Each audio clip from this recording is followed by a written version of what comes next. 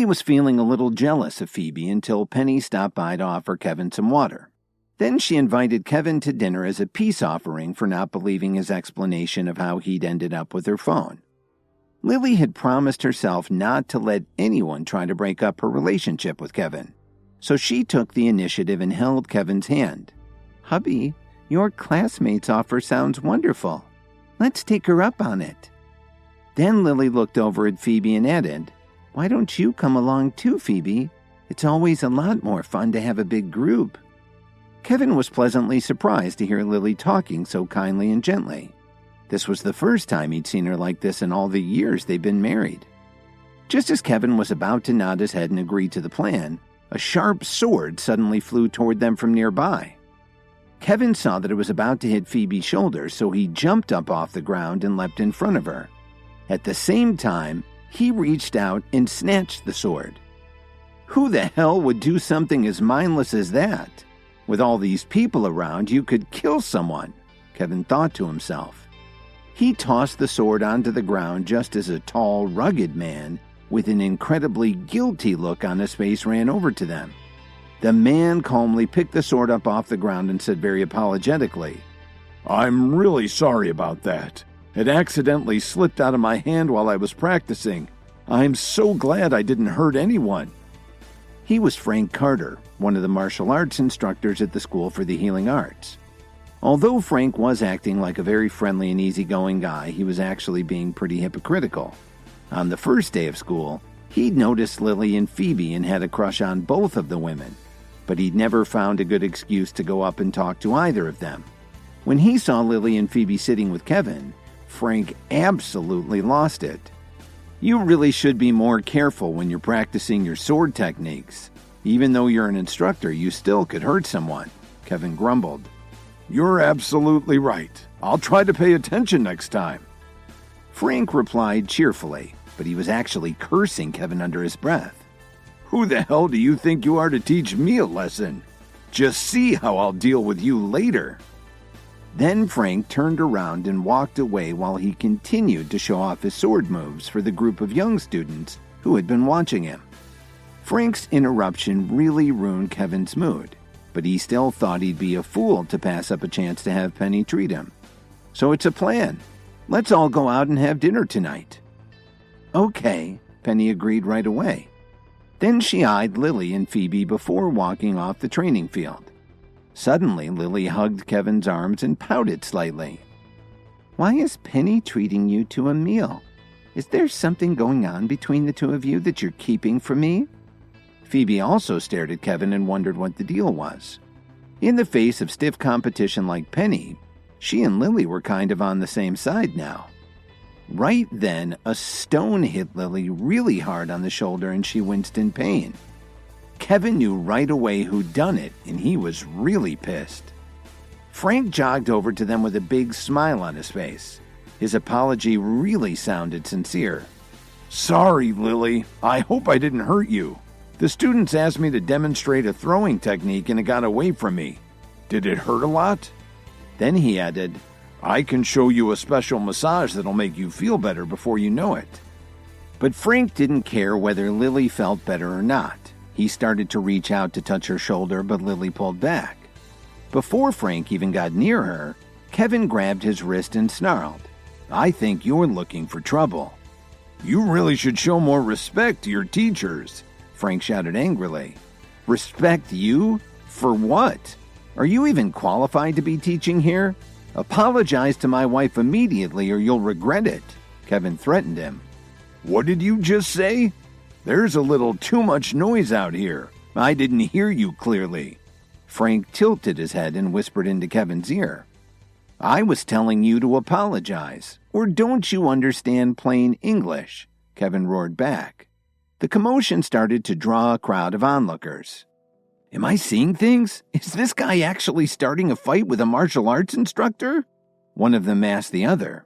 They were all certain that Kevin would be absolutely destroyed by Frank. After all, he was good enough to be on the school's faculty. They figured that the best outcome for Kevin was that he'd end up in the hospital.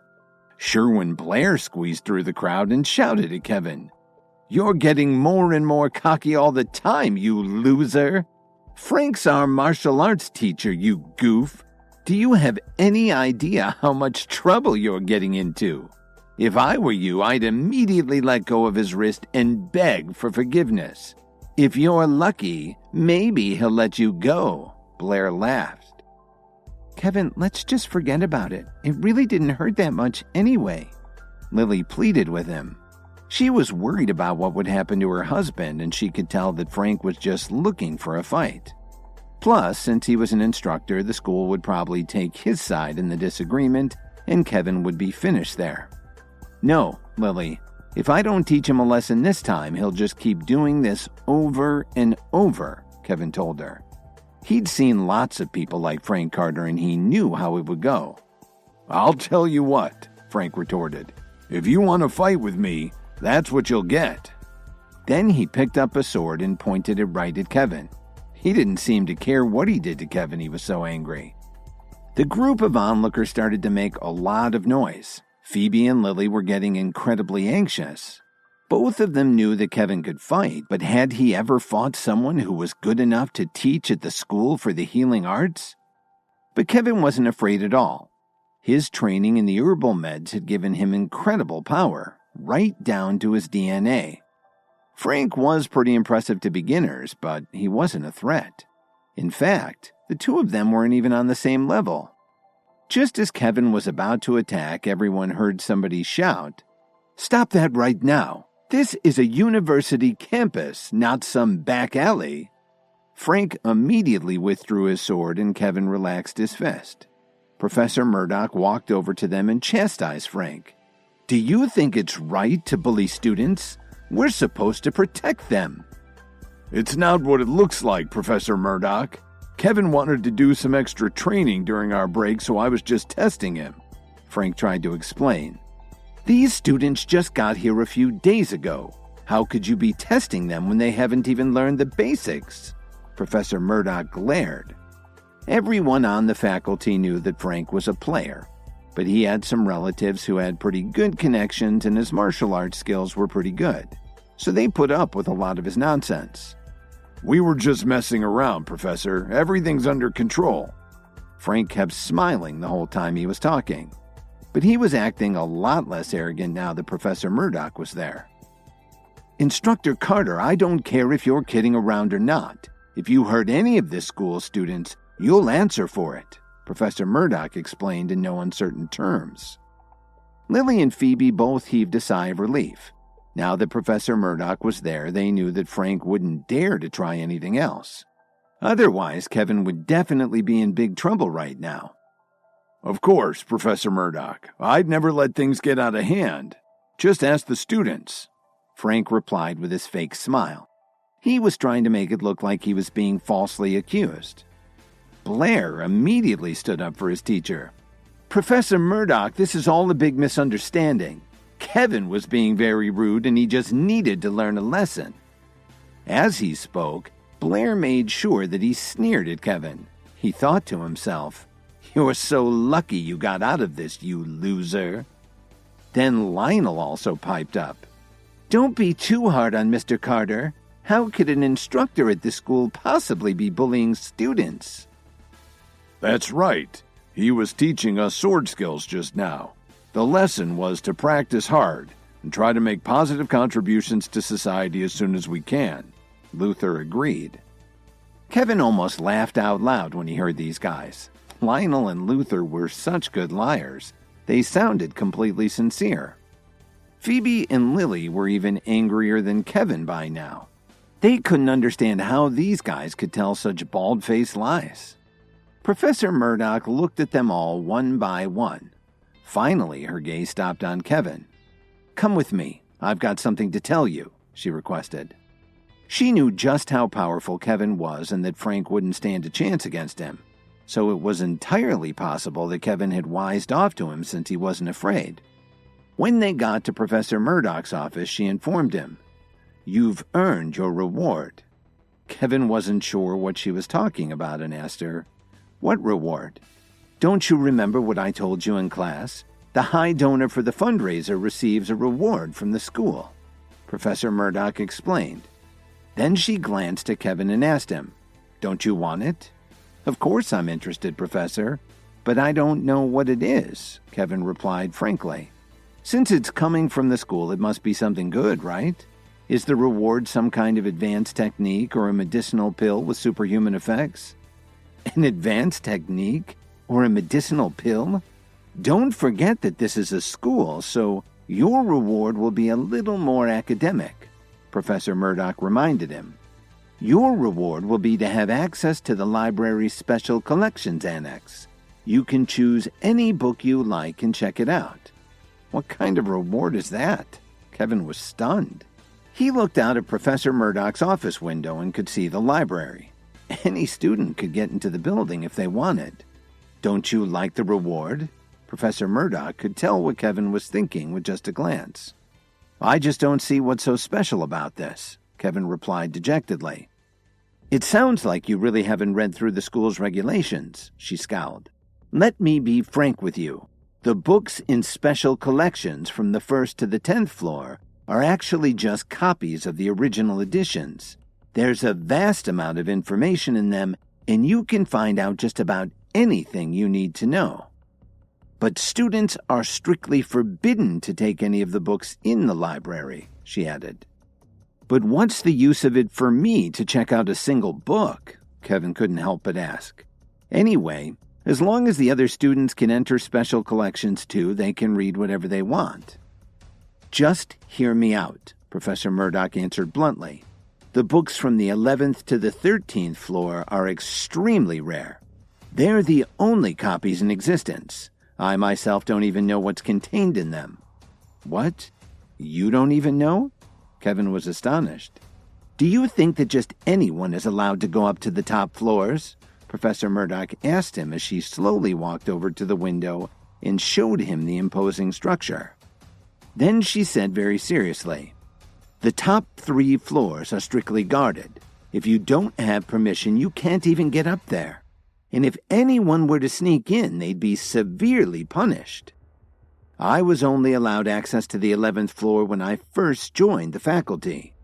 The administration let me see the top 2 floors, but I wasn't permitted to touch anything," she revealed. Then she turned around and looked Kevin in the eyes. "So now do you understand how important this reward is?" Kevin's eyes widened when he heard that. "Do you mean I can enter the top 3 floors?" "That's right. You can go anywhere from the 11th to the 13th floors, and you can stay there for 10 hours. Professor Murdoch explained with just a hint of jealousy. What Kevin didn't know was that when Professor Murdoch went to the 11th floor, she was only allowed to stay there for an hour. "Well, when you put it that way, my donation was worth it," Kevin joked. But Professor Murdoch still wasn't sure about Kevin's enormous donation to the fundraiser. How could he have had that much money to throw around? She was so curious that she looked into it and found out that Lily had only donated $25,000. Compared to the millions that Kevin had donated, it was just a drop in the bucket. Seeing the excitement in Kevin's eyes, Professor Murdoch decided to throw some cold water on his ambitions. "Don't be too optimistic about the top floor. The books on that level are only for the most advanced experts. Ordinary people, even excellent students, aren't ready for them. So don't be greedy," she advised. "Choose a book that you're ready to read and can benefit from it for the rest of your life. That would be much more sensible than choosing something that you're not ready to grasp." "Are they really that difficult?" Kevin frowned slightly. "You'll know when the time comes. I'll take you over there right now to prevent any misunderstanding with the guards," Professor Murdoch offered as she gestured toward the door. A few minutes later, they bumped into Penny. "I'm sorry, Penny. Professor Murdoch and I have some things to deal with, so I'm afraid I'll have to take a rain check on our dinner," Kevin explained apologetically. "That's okay. Just let me know when you have the time," Penny replied. She was still acting a little aloof, but Kevin's willingness to put off their dinner only made her even more interested in him. As Kevin and Professor Murdoch were heading to the library so that he could spend some time looking at the rare books, they bumped into Penny Sutherland. Kevin explained to her that he wouldn't be able to have dinner that evening after all and asked if they could do it another day. Somehow, this made Penny even more interested in Kevin. She was used to getting special treatment for her whole life, and nobody ever canceled appointments with her. After all, there were lots of people who were dying to get to know her, but Kevin treated her differently. Kevin and Professor Murdoch continued to the Special Collections Annex after they left Penny in the quad. There wasn't an elevator in the building, so they had to take the stairs, all the way up to the 11th floor. Luckily, they were both in good shape, so it wasn't a big problem. As they climbed the stairs, the higher they got, the stranger Kevin felt. He was starting to sense something special, not only from the surroundings, but he felt like there was some very powerful people nearby. It was like when you go into the woods and you think you're being watched. There must be some incredibly skilled faculty members around here. How will I ever be able to get my hands on the consolidation technique for the Alliance Director? Kevin wondered. The two of them eventually made it to the 11th floor. Professor Murdoch stopped and said very solemnly to Kevin, "I can't go any higher than this. Please be careful not to damage any of the books you find here. I'll wait for you down on the 10th floor." Then Professor Murdoch turned around and headed back down the stairs to look for a random book to read while she waited for Kevin to finish. Kevin took a deep breath and slowly opened the door to the 11th floor. As soon as he stepped out of the stairwell, he was shocked by what he saw. There was nobody there, and he didn't see a single bookcase. This is supposed to be the floor with all the rare books? Kevin said to himself as he looked at the empty room. He scanned the space from one side to the other and muttered under his breath, "What the hell is going on? There's absolutely nothing here. Did the school get robbed or something?" The 11th floor was definitely very empty. Not even a scrap of paper, let alone a collection of arcane tomes containing the secrets of herbal medicine. Are they playing some kind of sick joke on me? Kevin wondered. Maybe they were fine with taking my money, but knew what the students had been saying about me. I'll bet they never intended to let me see anything, or any of the other students either. He was feeling extremely disappointed and a little frustrated, too, as he walked toward the middle of the empty room. The only piece of furniture was a big white table. There were no books or anything on it, but he decided to walk over and take a look at it anyway. What the hell is this here for? Kevin asked himself as he ran his palm across the surface of the table. It was smooth and glassy. That's when he realized there was an enormous touchscreen built into the desktop. As the screen lit up, he heard a voice from a hidden speaker talk to him. "Kevin Williams, freshman student, has permission to enter the library's special collections. Confirm with the DNA blood marker test." What the hell do they mean by that? Kevin wondered out loud. All this just to come in here and look at some old books? But at this point, he really had no choice, especially if he wanted to find any clues about the secret consolidation technique. Kevin figured there was no turning back now, so he read the instructions on the screen. When he tapped on the start icon, a small door opened on the side of the big desk. "Pretty high-tech," he commented. There was a sterile lancet that he could use to prick his finger and put a drop of blood on a test strip. He thought it looked a little like a diabetes test. He inserted the strip in a container that got sucked into the table, then he waited to see what would happen next. After a few minutes, the screen showed that Kevin had been recognized and a light came on over a door that he hadn't noticed when he came in. He had no idea how an automated test could get results so fast.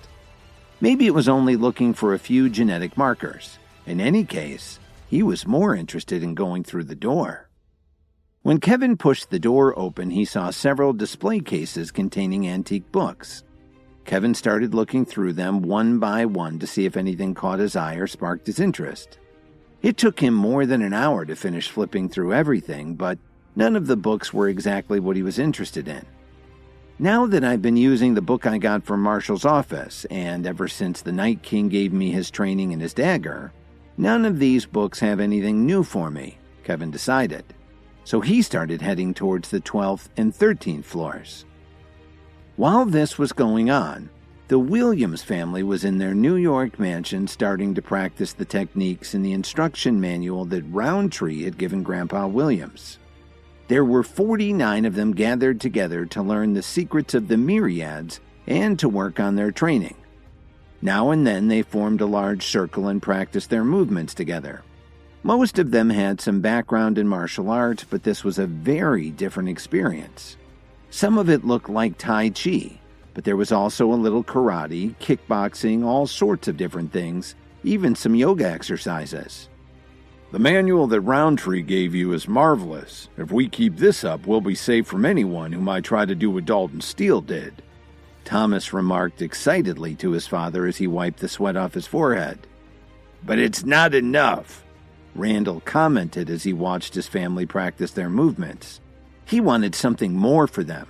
That's why he decided to join the myriads in the first place. What do you mean, Dad? Thomas asked him. You have to aim even higher. The myriads will deliver the pills to us this evening. You need to wait by the door and be very careful. We can't make any mistakes, Randall explained seriously. Later on, I'll get in touch with Roundtree so he can help us take the construction pills properly. The secret manual is just the starting point. Just as Thomas was about to ask him another question, someone rushed over to Randall and told him that Renee Silver had just arrived. She was the director of a large organization called the Union. The name of the group was a lot longer than that, but everyone knew who you were talking about if you mentioned the Union. Randall wasn't too pleased to hear this. Thomas, please show her to the backyard where everyone's practicing. Try not to make too much noise. Why do you want me to do that? Thomas inquired. She's been training for years, but she absolutely hates groups like the Myriads. If she knew our family had joined them, we'd never hear the end of it, Randall informed him. So don't say a word about it. Thomas nodded in agreement and headed off to do what his father had asked. Randall Williams took a deep breath and headed for the front door. Sorry to just drop in on you like this, Randall, Silver announced as she walked in. No need to apologize, Renee. It's always a pleasure to have you here. Please come in, Randall said with a smile as he gestured for them to come inside. Is your family training together now? Silver asked as she looked at all the weapons stacked in the yard. We had no choice. Our family was in financial difficulties and nearly went bankrupt because of one of my grandchildren. My thankless grandson even brought an outsider to invade our family home and attack us. This is my plan so that it never happens again, Randall explained. He made sure to tell only his side of the story so that she'd have more pity on him. I'm sorry to hear that, Renee exclaimed sadly. What's the name of this ungrateful relative of yours? It's Kevin, Alan's son. We've banished him from the family, but there's nothing more we can do. He's become quite powerful and he has some very shady friends. Randall told her with a sad look in his eyes. Then he gestured for her to have a seat in the living room. Kevin? She replied very gravely as she sat down on the couch. Don't worry, Randall. If I run into him, I'll make sure that he never causes your family any problems ever again. But she still hadn't told Randall the real reason for her visit.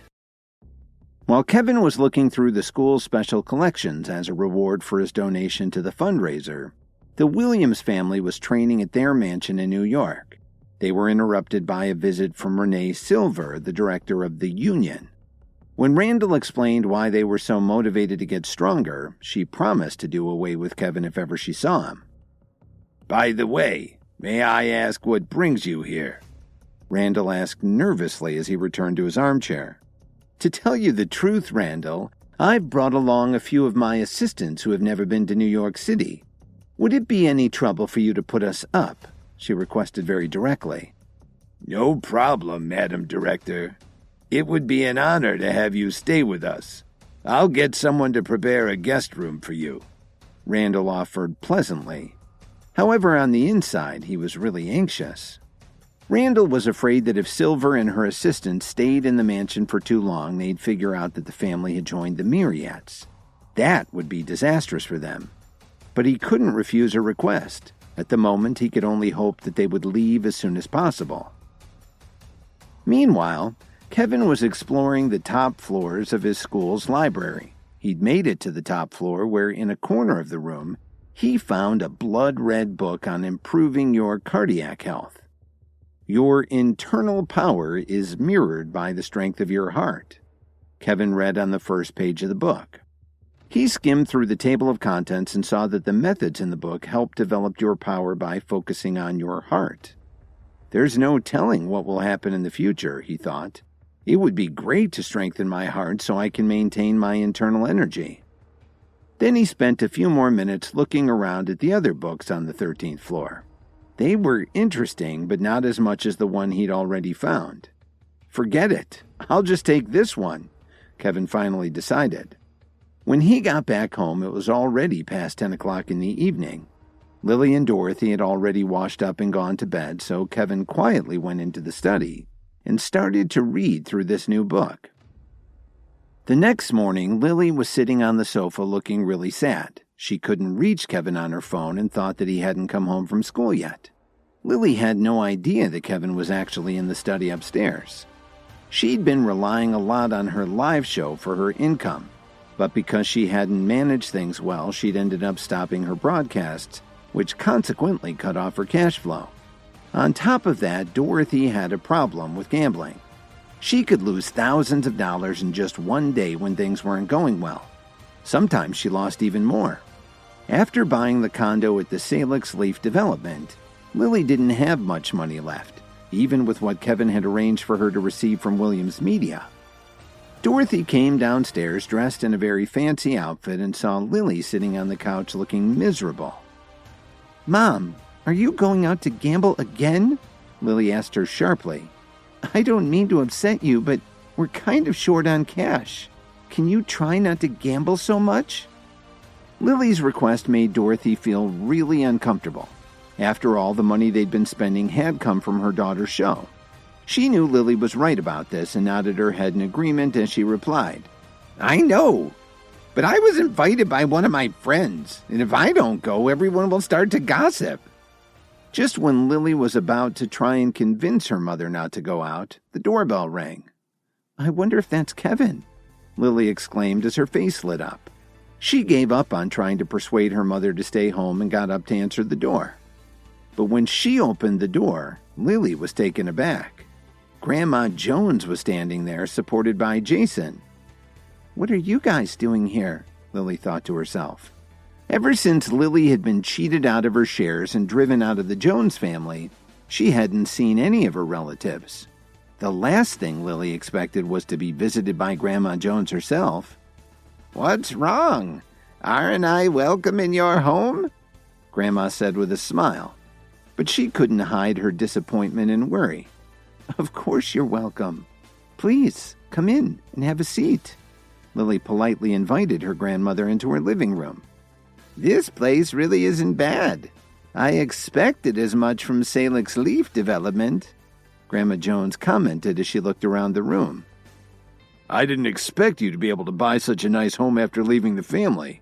Did you find yourself a rich man to take care of you?" Jason asked mockingly. "If you don't want to stay, you know where the door is. I invited Grandma to come in, not you," Lily retorted. Jason was absolutely livid when she said that. "That's enough, Jason. Stop talking. I believe Lily earned her money on her own," Grandma Jones warned him. It was the first time she'd ever defended Lily in her whole life. "Well, will wonders never cease?" Dorothy commented as she looked out the window. She was also aware that Grandma Jones was being uncharacteristically nice to Lily. Grandma Jones and Jason did their best not to react to Dorothy's wisecrack. They had no choice but to bite their tongues. For some reason, the Jones family had suffered one setback after another in their business. In fact, their funding had almost completely dried up until just a couple of days ago, when it had made a slight rebound. If it happened again, the Jones family would go bankrupt in less than 3 days. But the strange thing was that Grandma was no longer embarrassed to go around the city asking for help. Some people politely rebuffed her. Others took the opportunity to tell her what they really thought, essentially kicking her while she was down. Jason was certain that Lily was rolling in money because of her online show. If they could get her to help them, their problems would be solved. That was why the two of them came over to visit her. "Did something happen to you, Grandma?" Lily decided not to beat around the bush. Knowing how much danger her family was in, Grandma Jones swallowed her pride and got straight to the point. "Lily, I know that Jason and I have caused you a lot of pain. Please accept my sincere apologies for that. But I am here on behalf of the entire family to ask for your help. As a member of the Jones family, you can't let us get wiped out." "Oh, so now that you need help, we're back in the family?" Dorothy shouted as she ran over to them. "You didn't seem to care about our name when you kicked us out." Grandma Jones and Jason didn't reply. "Mom, please don't say anything else," Lily begged her mother. "Why shouldn't I say something? Didn't it bother you how the family treated the two of us?" Dorothy growled. She was getting angrier and angrier as she spoke. "What's past is past," Lily sighed. Of course, she still felt hurt by what Grandma Jones had done, but she still treated her with respect. "How can I help the family, Grandma?" Lily asked quietly. Jason and Grandma Jones both smiled broadly. "Well, how much money do you have right now? We'll need you to transfer all of it to the family. We'll cover the rest," Grandma Jones instructed her. "That's the only way we'll be able to overcome this crisis." "If you think that's an unreasonable request, we can give you some of the Jones Corporation shares," Jason offered. But Lily didn't answer Grandma Jones's question right away. She remained silent while she thought about the offer. Although Grandma Jones's tone was very gentle, she never said she would return the money to Lily. And even though Lily had been a high-ranking member of the family, they booted her out anyway. So there were no guarantees that this deal wouldn't turn out the same way for her. And the shares that Jason was talking about were meaningless too. After all, he and Grandma Jones had already cheated Lily out of her controlling interest in the family's company. "You've really got some nerve saying that," Dorothy scoffed as she rolled her eyes at Grandma Jones. In the past, Dorothy had always been polite to Grandma Jones, but now that Lily was earning enough to cover their basic needs, she didn't care what she said to her. "That's enough, Mom. Let's let bygones be bygones," Lily said gently. Then she turned to her grandmother and reassured her. "I promise to help the family. Tomorrow I'll arrange for the transfer of funds." The main reason Lily had decided to do this was actually her own mother. She still had about $6 million left in the bank. If she didn't withdraw, Dorothy would probably lose it anyway. But Lily had definitely learned her lesson, so she stipulated that the Jones family would have to give her 40% of their shares. "I knew we could count on you," Grandma Jones said happily. She didn't even bother to argue about the terms because she knew that the Jones family shares had hardly any value right now. Even if she gave Lily 80% of their shares, they would barely be worth about $2 million. "So it's a deal, Grandma. Have the family's lawyer draw up the documents when you get back to the mansion," Lily said calmly. At least she'd have some shares, whatever they were worth, and Dorothy wouldn't gamble away what was left in her bank account. But it went without saying that she was going to be a lot more wary of Jason this time around. "Okay, I'll go back this afternoon and get everything ready." Grandma Jones hesitated for a moment and then she added, "We're having a big dinner tomorrow. You and your mother should join us. When everyone sees you, they'll know that you're part of the family again." "I won't be able to make it, Grandma. I'm taking classes at the School for the Healing Arts, and I don't know if I'll have any free time," Lily replied. "And right now I'm meeting some friends at that new outdoor mall off of Halstead Street, so I have to get going." "I understand. Jason and I have to leave too. Have a good time with your friends," Grandma Jones answered very politely as she stood up and headed for the door. She didn't complain about Lily's refusal. After all, she'd gotten what she came for. A few minutes later, Lily and Dorothy left. Kevin heard the door close and walked over to the top of the staircase. He'd spent the night reading and then gotten some sleep, so he was feeling refreshed. He'd actually heard the entire conversation with Grandma Jones, but decided not to show himself. I can't believe that Lily went along with that. Kevin sighed helplessly. Then he took out his phone and called Miss Wilson. How may I help you, sir? Miss Wilson asked him. Let's back off on the pressure we've been putting on the Jones family for now, but don't give them too much wiggle room. I'll leave the details up to you, Kevin instructed her. I'll take care of it, Mr. Williams, Miss Wilson promised. Kevin hung up the phone and looked outside. He decided that the weather was pretty good, so he changed his clothes and went out for a walk. The new mall of Halsted Street had been built with Tyler Dawn's help when he arrived in Chicago. It had turned out to be a very popular shopping area, even in Chicago's harsh winters. Under Tyler's direction, the KWTD Corporation had used its influence to attract a lot of high-end stores. There were also dozens of restaurants and food courts with a wide variety of options. People flocked to the neighborhood as an alternative to driving out to the suburbs to visit one of the older malls. Tyler Dawn really came up with a great idea, Kevin thought to himself. Then he was distracted by his phone, which started to vibrate like crazy. He was being bombarded with texts. Kevin clicked on the first one and was surprised to see that it was from his friend Cook. He was wondering how his friend was doing. There was also a message from Rachel and another one from Gwen Archer. She was checking to see if Kevin was still interested in teaching her.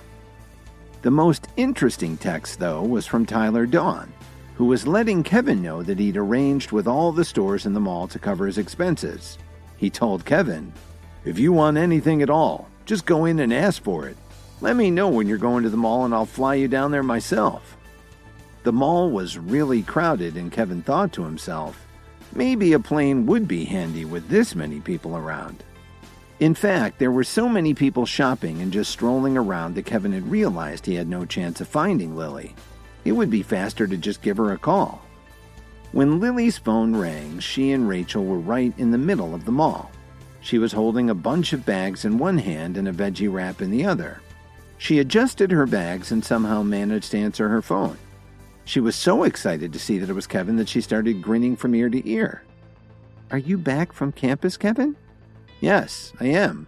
Where are you right now?" Kevin asked her. "We're in the middle of that new outdoor mall along Halsted," Lily answered with a smile.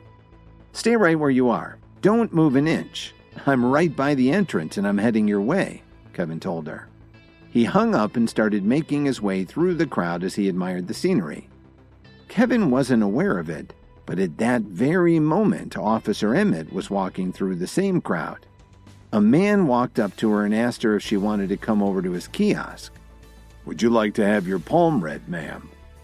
"I'm not interested," she replied bluntly. Officer Emmett had more important things to do that day. Officer Emmett was walking through the crowds at the new mall on Halsted Street when a man in a long purple robe that looked like a Halloween costume invited her to have her palm read at his kiosk. The sign over his table read, "Professor Futurioso." "Sorry, I'm not interested." Officer Emmett smiled and shook her head. She'd never bought into any of that stuff. "Why don't you just give me a few minutes of your time?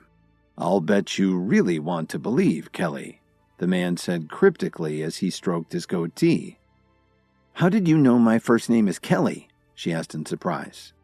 "I can see far into the past and even farther into the future. Knowing your name is really quite simple," he replied smugly. "That's pretty impressive," Sherwin Blair said in surprise. "Please read my fiancé's palm for her. I'll pay you whatever you want." "You've misunderstood my intentions. Palm reading has everything to do with fate, not money," he explained to Blair. Then he rubbed his beard again and continued. "Since fate has brought us together in this huge crowd, maybe we were meant to meet. I won't charge you anything for this reading." "That's very generous of you," Blair exclaimed loudly, instantly drawing the attention of the people around them. "Could you please tell me your date of birth?" the man asked Officer Emmett. "January 14th, 1992, she answered excitedly. She really didn't have that much going on today, so she might as well have a little fun. They walked over to his kiosk and Officer Emmett sat down across from Professor Futurioso. He took her hand and looked at it thoughtfully before commenting. "I see that you're very powerful and have an impressive heart line." Then he paused and added, "But I'd like to try something else to give you more specific advice." Then he pulled a deck of tarot cards out of his puffy sleeve. Officer Emmett raised an eyebrow, but let him continue. He drew the cards and placed them on the little table between them. "I see here that your career isn't going as well as you'd hoped, but you have someone very generous in your life," he began. Then he put a tower card on the table and said, "But something has brought disaster into your life." The next card he drew was the Fool, and he commented, "There's another relationship in your life that you need to change because it's coming to an end." Strangely, the face on the character looked a little bit like Kevin, but Officer Emmett put that down to coincidence. She was stunned by his comments, but didn't notice when Professor Futurioso looked over at Blair after he finished speaking. Then he continued, "It looks like you need to make an immediate change so that your life and career can get back on track." "Then what should I do?" Officer Emmett wondered. In spite of her skepticism, she was starting to believe him. It was true that she'd had a lot of setbacks at work, especially her failure to make any progress with the Myriads or the Alliance. This guy was accurate so far. Maybe he could suggest a solution for her. "It's very simple. If you want to be happy, you need to make a leap of faith right away and cut your ties with any bad influences in your life," he told her with a smile before adding, "And there's no time like the present." She looked at him in shock and understood right away what he was talking about. Then the man nodded and turned to look at Blair. "It seems to me that this is the man who will bring you that happiness. You're destined to be together." When she heard this, Officer Emmett started to feel a little emotional. Even though she and Blair had been engaged for a while now, she'd been reluctant to set a date. Blair thought that the moment was right to make his move. He got down on one knee and pulled out a small velvet jewelry box. "Kelly, we've been together for such a long time. Will you marry me?" Blair asked her so loudly that everyone around them started to cheer. The bystanders waited impatiently to hear Officer Emmett's response. "You have to say yes, Kelly. I know that you're a match made in heaven," Professor Futurioso encouraged her. She looked at Blair, who was still kneeling on the ground, and she was so touched that she didn't know what to say. But then Officer Emmett turned her head and saw a familiar face in the crowd. As she began to step away, Blair stood up to see why she was distracted. "Kevin, wait a second. I have something to talk to you about," Officer Emmett called out as she walked over to him. "What's this guy doing here?" Blair asked angrily as he gave Professor Futurioso a dirty look. Officer Emmett hadn't figured out that Blair had actually hired the tarot reader and had set the whole thing up. "Have you been looking for me?" Kevin inquired. At the same time, he squinted a little as he happened to notice that Blair and the tarot reader were whispering to each other. "I wanted to ask you if you happen to have a power pill on you," she said hesitantly. As it turns out, she wanted to ask Kevin for one when she saw him on campus for the first day of school, but because of the fight between Kevin and Blair, she never got the chance. Then Officer Emmett got too busy at work, so she didn't have any time to call him. Now that she'd spotted Kevin in the crowd, she decided to seize the opportunity. "What do you want it for?" Kevin questioned her with a slight frown. Just as she was about to answer, Blair suddenly announced, "What a coincidence! We can't seem to get rid of you, can we? You're like a wart that keeps coming back." The crowd turned to look at Kevin, and people started to wonder who this man was who had interrupted the touching wedding proposal. "How can you say something like that to Kevin in front of so many people?" Officer Emmett asked him anxiously. She was so close to getting a power pill from Kevin and didn't want Blair to screw things up. What would she do if Blair got Kevin mad again and he left without helping her out? Why are you standing up for this dirtbag again, Kelly? Blair complained. I thought that a law enforcement officer would have more sense than to believe in tarot readings, Kevin said mockingly as he glared at the bearded man wearing the cheesy purple robe. You guys go ahead and have fun. I'm going to look for my wife. Hey, don't be in such a hurry to leave. This guy's pretty good. Don't you want to find out what he has to say about your future? Blair bellowed as he quickly pulled Kevin back. You really ought to give him a try. He's eerily accurate, Officer Emmett added. Whether he's accurate or not doesn't matter to me. I don't believe in any of this stuff, Kevin replied coolly. He started to walk away, but the man stopped him. He couldn't let Kevin leave yet because Blair had ordered him to embarrass him. Even if he couldn't beat him in a fight, he could at least insult him. I told you I don't believe in any of this. Now let me go, Kevin ordered him. Kevin didn't know what kind of game Blair was playing, but he was sure that this guy had some tricks up his sleeve. Besides, he still had to find Lily, and he really didn't have the time to waste on this nonsense. Don't be angry, young man. I'll do your reading for free. Professor Futurioso smiled as he started to shuffle the deck of cards. He deliberately acted shocked. I hope you're not the fool that showed up in Kelly's reading. You do realize that as long as you stay in contact with Kelly, you'll only bring her bad luck. In addition, you won't have any good fortune in your own life either. You'll be forced to spend the rest of your life mooching off your wife's family, he added. That's another good reading. You really know what you're doing, Blair laughed out loud. Don't listen to him, Kevin. Even a good tarot reader can make mistakes, Officer Emmett reassured Kevin. But Kevin wasn't upset at all. He just stood there and looked at the man from head to toe, trying to figure him out. The more he looked at the guy, the more he thought something wasn't right about him. His robe didn't seem to fit him right, and his goatee looked like it had been glued onto his chin. It really doesn't bother me, Kevin stated frankly as he turned his head and looked at Officer Emmett. Don't tell me you actually believe this guy. Well, everything he said about me was true, Officer Emmett said firmly. She had no doubts that the tarot reader was genuine. Face it, Kevin. There's nothing you can do to change your fate, Blair sneered. So, you're really that good, are you? Kevin glared at the man. Since you're so skilled, did you see that today would turn into a complete disaster for you? I only know what the cards tell me, he responded indignantly.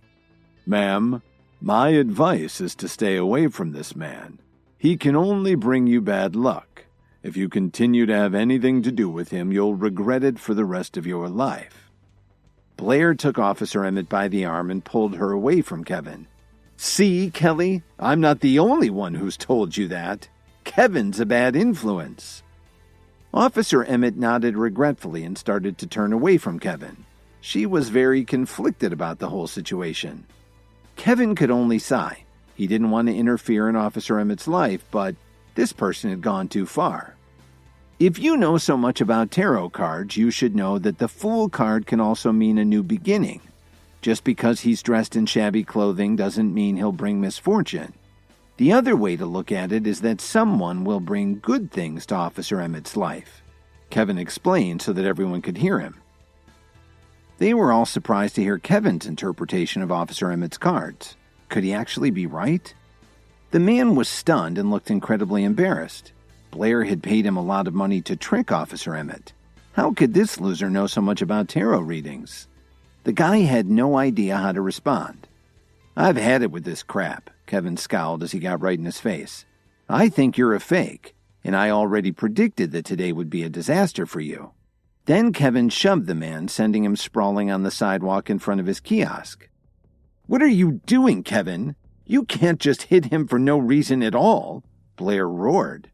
He couldn't let Kevin ruin his plans like this, especially when Kelly was just about to say yes to setting a wedding date. He's right, Kevin. You can't just shove people around when you don't agree with them, Officer Emmett scolded him. But Kevin didn't pay any attention to their objections. He glowered at the man as he struggled to get up off the ground. Young man, You're letting your temper get the best of you, and now you're ignoring some very useful advice. If you don't change your ways now, you'll never get control of your violent urges." The man advised Kevin as he did his best to ignore the pain caused by his fall. By now, the crowd of onlookers was starting to defend him. "Just because he said something you didn't like, that's no excuse to get physical," an older gentleman shouted. "It's not his fault you don't believe what he said about you. He wasn't trying to hurt you," another onlooker chimed in. Blair was absolutely ecstatic when he heard what everyone was saying to Kevin. He'd embarrassed him, and all it had cost was a few bucks. But Kevin didn't care what any of these strangers were saying about him. He just reached out and pulled the man's fake goatee off his chin. "Did you see that? The fake tarot card reader has a fake beard," Kevin proclaimed as he held up the clump of hair for everyone to see. "You've gone too far. So what if I had a fake beard?" The man growled at Kevin. "What else about you is false?" Kevin glared as he grabbed the man's purple robe and yanked it off of him. The crowd was shocked for a moment and then broke into laughter. Under his robe, he was wearing a cheap suit. "Now what do you have to say for yourself?" Kevin asked him sternly. The man began to stammer as he searched for an explanation, but he knew he'd been caught. Kevin looked Officer Emmett in the eyes and gave her a wink.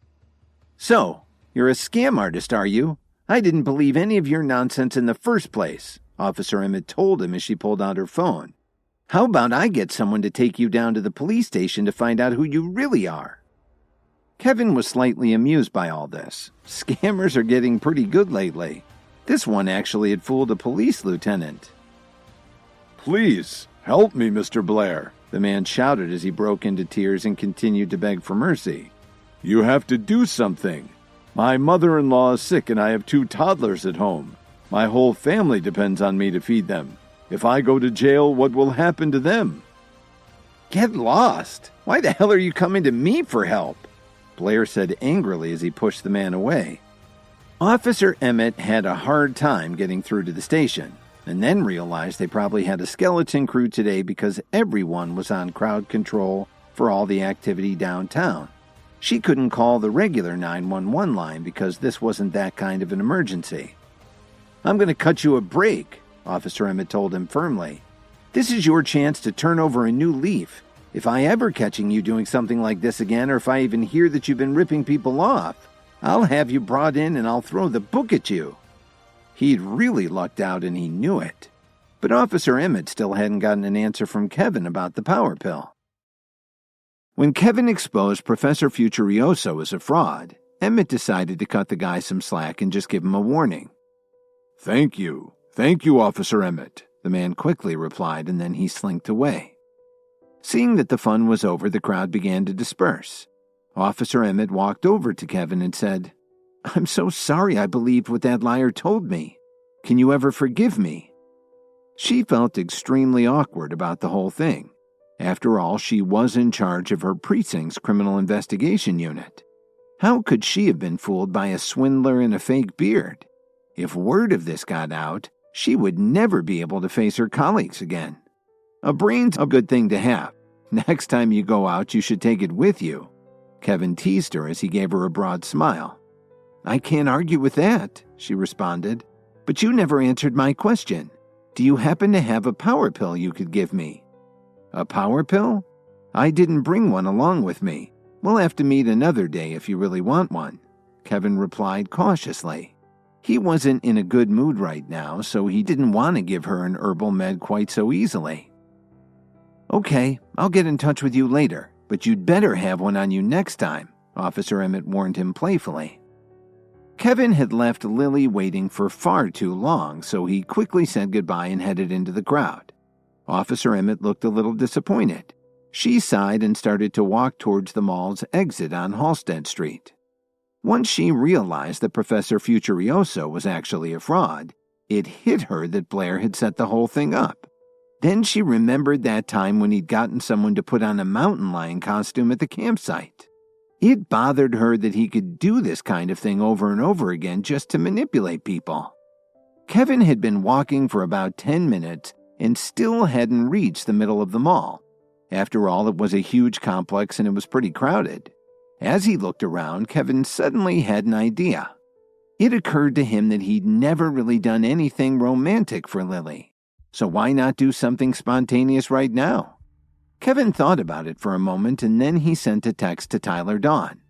While he was doing that, Lily and Rachel were slowly walking through the mall doing some window shopping. They hadn't noticed yet, but there were two men walking near them. They were Doug Butler, the man whose name Kevin had mocked at the campsite, and Doug's friend Mason. "Would you like to have dinner with me this evening?" Doug asked Lily as he gave her a flattering smile. He'd been thinking about her day and night ever since he first saw her, and here she was walking through the mall with Rachel, one of the most talked about real estate executives in all of Chicago. So Doug and Mason had quickly hatched a plan to try and pick up both of the women at the same time. "I'm really sorry, Doug, but we have other plans. You're on your own for dinner," Lily refused politely. Mason gave his friend a wink and tried to charm them too. "Hang on, Lily. Don't be too hasty. I think fate must have brought us all together, and I'd like to ask Rachel to have dinner with me. Let's all go out together. How could you resist an offer like that?" Doug picked up Mason's lead and tried to change Lily's mind.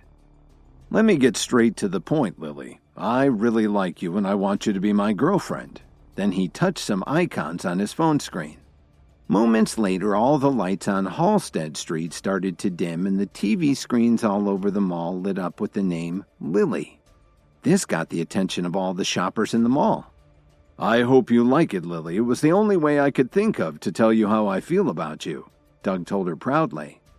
Although the mall had been built by the KWTD Corporation, Doug's family had been doing business with Tyler Dawn's associates in Chicago for a long time. Doug had just sent a message to one of his contacts at the KWTD Corp to ask them to do him a favor. In exchange, his family would be willing to negotiate with them for a multi-million-dollar project. "Look, Lily, what's your name doing on all the screens?" Rachel exclaimed. She saw just how determined Doug was to get her attention. Lily was impressed to see her name flashing on screens all over the mall. Her reaction really got Doug's hopes up. But as Lily looked around at all of the screens, a familiar face caught her eye. She hurried over to Kevin and asked him, "What took you so long, sweetie?" Hearing the anxiety in Lily's voice made Kevin smile a little. "There were a ton of people at the entrance. It took me forever to squeeze through the crowd." When Mason saw Kevin arrived, he got a sour look on his face. In an attempt to help Doug win over Lily, he decided to try insulting Kevin. "Well, who's this guy? He looks like a real loser to me. Do you see this light show? Doug set it up especially for Lily. I'll bet a jerk like you could never top this." Mason boasted so loudly that everyone around them could hear. Of course, the crowd stopped to watch this public spectacle. They were impressed when they found out that it was Doug who had arranged for the light show. And when they heard him call Kevin a loser, they believed him. Doug broke into a self-satisfied grin when he overheard their comments. "I'll tell you what, Kevin. I like Lily, and I've decided I'm going to start dating her. If you have any common sense, you'll just back off. Maybe I'll invite you to our wedding," he said with disdain. "But don't bring any gifts. I'm sure you couldn't afford anything more than some cheap crap from a box store." Lily was about to speak up when Kevin decided to put Doug in his place. "Hey, aren't you Doug Butler?" Kevin said loudly enough for the crowd to hear. "I remember you. Maybe I shouldn't have fished you out of the water back at the campground. Then you wouldn't be here right now spoiling Lily's afternoon." Then Kevin glanced around at the TV screens and added, "There's one more thing. If you're trying to win my wife's affection, you'll have to try harder than this. What the hell were you thinking?" "Haven't you ever heard that a man's got to know his limitations?" Doug advised him. "If this doesn't impress you, let's see if you can do any better." 3 minutes from now, you'll see Lily's name along with mine up on all the screens," Doug bragged. "That's the difference between you and me. Do you understand what I'm saying?" This drew a lot of gasps from the onlookers. They could see how elegantly Doug was dressed and figured Kevin didn't stand a chance in this competition. He was really biting off more than he could chew. I can't believe this guy. You're not even in the same league as my friend Doug, Mason remarked as he tried to egg Kevin on. If you can do better than to spell out Lily's name and mine with 150,000 light bulbs, go right ahead, Doug added arrogantly. Let's go home, honey, Lily whispered in Kevin's ear as she put her hand gently on his shoulder. She didn't want to see him get embarrassed on her account. Mr. Williams, Kevin, do you want me to do anything? Rachel asked him. She wasn't quite sure what to call him in a public place. He saw how uncomfortable Rachel looked and he patted Lily on the back and replied calmly, There's no need for that. What's that, Kevin? Afraid to do anything? Why don't you just get out of here? Doug challenged him. He was getting more and more overconfident. I've had about enough of this crap, Kevin muttered as he pulled out his phone and tapped on Tyler's number. Moments later, his friend answered and Kevin said nonchalantly, Hey, how are you doing? I need you to turn off all of the lighting and TV screens at the Halstead Street Mall. Less than 10 seconds later, the entire mall went dark and all of the screens went black. What's wrong? Everybody wondered. This couldn't be a coincidence, they thought. Had Kevin really done this with just one phone call? Doug and Mason were both stunned when they saw this. They had no idea what was going on. What puzzled them even more was, who did Kevin call? You think you're the only one with connections in this town? Doug said as he called the KWTD Corporation. Unfortunately for him, nobody answered his call. Then someone suddenly shouted, Where did all these roses come from? Everyone looked up and saw thousands and thousands of rose petals falling from the sky like raindrops. Look up there, another person yelled. Everyone was astonished to see an enormous blimp floating above the outdoor mall. There were people tossing roses out of it onto the crowds below. Suddenly, everyone heard loud whistling sounds coming from the east over Lake Michigan. It was a daytime fireworks display. Then the enormous dot matrix sign on the blimp spelled out, Lily and Kevin forever. Next, two women were escorted through the crowd with microphones in their hands. It was Brittany Davis and Charity Boyer. The whole place went wild. What were they doing here? And who are Lily and Kevin? Everyone's eyes were fixed on Kevin and Lily as a woman slipped out of the crowd and handed Kevin a small pink gift box. Kevin took Lily by the hand and said, You've been through a lot over the past few years. You've had to put up with everyone trash-talking me, and you've put up with all the ridicule. Let's put all that behind us now and think about our future. Then he got down on one knee and held out a ring with a diamond as big as a walnut and said, I love you, Lily. Will you marry me? Again. Lily's eyes filled with tears and she covered her mouth to keep from screaming. She was so full of joy. Say yes, someone shouted from the crowd. Nobody knew who it was, but everybody joined in, repeating over and over, Say yes. When Kevin put the ring on Lily's trembling finger, she was so excited that she hugged him as tightly as she could, not wanting to ever let go. Do you like my surprise? Kevin asked. His only regret was that the fireworks would have worked a lot better at night. I like it. I really like it, Lily replied excitedly. Suddenly, a huge commotion interrupted this touching scene and everyone started to panic. Everybody, run! Came a scream by the entrance to the mall. Kevin looked over and saw a huge group of men dressed in white holding out large knives as they ran through the crowd. There was a large middle-aged man leading them and he looked like he was ready to kill someone.